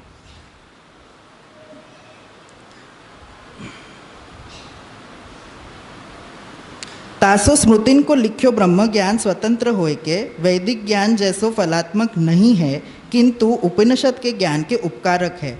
वर्ण धर्म में ही स्मृति बलवती है। तो जहाँ पे एक ही धर्म यहाँ पे बताया गया है, जो वर्ण धर्म है उसमें स्मृति का बलवत है, ब्रह्म ज्ञान में स्मृति का नहीं है। पर जो आगे पूरे स्मृति प्रकरण में यही आया कि स्मृति जो है वो श्रुति के लिए उपकारी है या उसके साथ चलती है। तो ऐसे स्मृति प्रकरण में जो विषय आए हैं, मैंने सिर्फ एक संकलन किया हुआ है कि स्मृति प्रकरण में स्मृति का अर्थ, स्मृति के प्रकार, स्मृति के मूल जिसमें नित्यानुमेय वेद मूलक और आचार मूलक की दो बातें हैं, श्रुति और श्रुति का भेद, स्मृति का फल, स्मार्त धर्म की श्रौत धर्म में उपयोगिता, कल्पसूत्र की शंका का निवारण, श्रौत और स्मार्त धर्म में जो बलिष्ठ है, जिसमें श्रौत धर्म बलिष्ठ है, अकेले स्मार्त कर्म करने का जो 46 श्लोक में आया कि उसमें क्या फल मिलता है, और स्मृति और पुराण में भेद बताकर अब महाप्रभु जी पुराण प्रकरण शुरू करेंगे। शाबाश।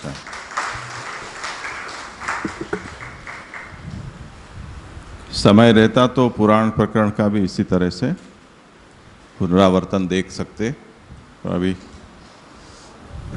काल बलवान है। आश्रय का पद बोल के समापन करें। दृढ़ न चरणन केरो भरोसो, दृढ़ न चरणन केरो, श्री वल्लभ नख चंद्र छटा बिन, सब जग माज अंधेरो भरोसो, दृढ़ न चरणन के, साधन और नहीं या कली में, जासो हो निबेरो, सूर कहा कहे द्विविध आंधरो बिना मूल को चेरो भरोसो दृढ़ न चरणन के दृढ़ न चरणन के रो भरोसो दृढ़ न चरणन के। श्री वल्लभ। ये कुछ बच्चों ने ऐसी इच्छा प्रकट की थी कि रात्रि को हम जो पारायण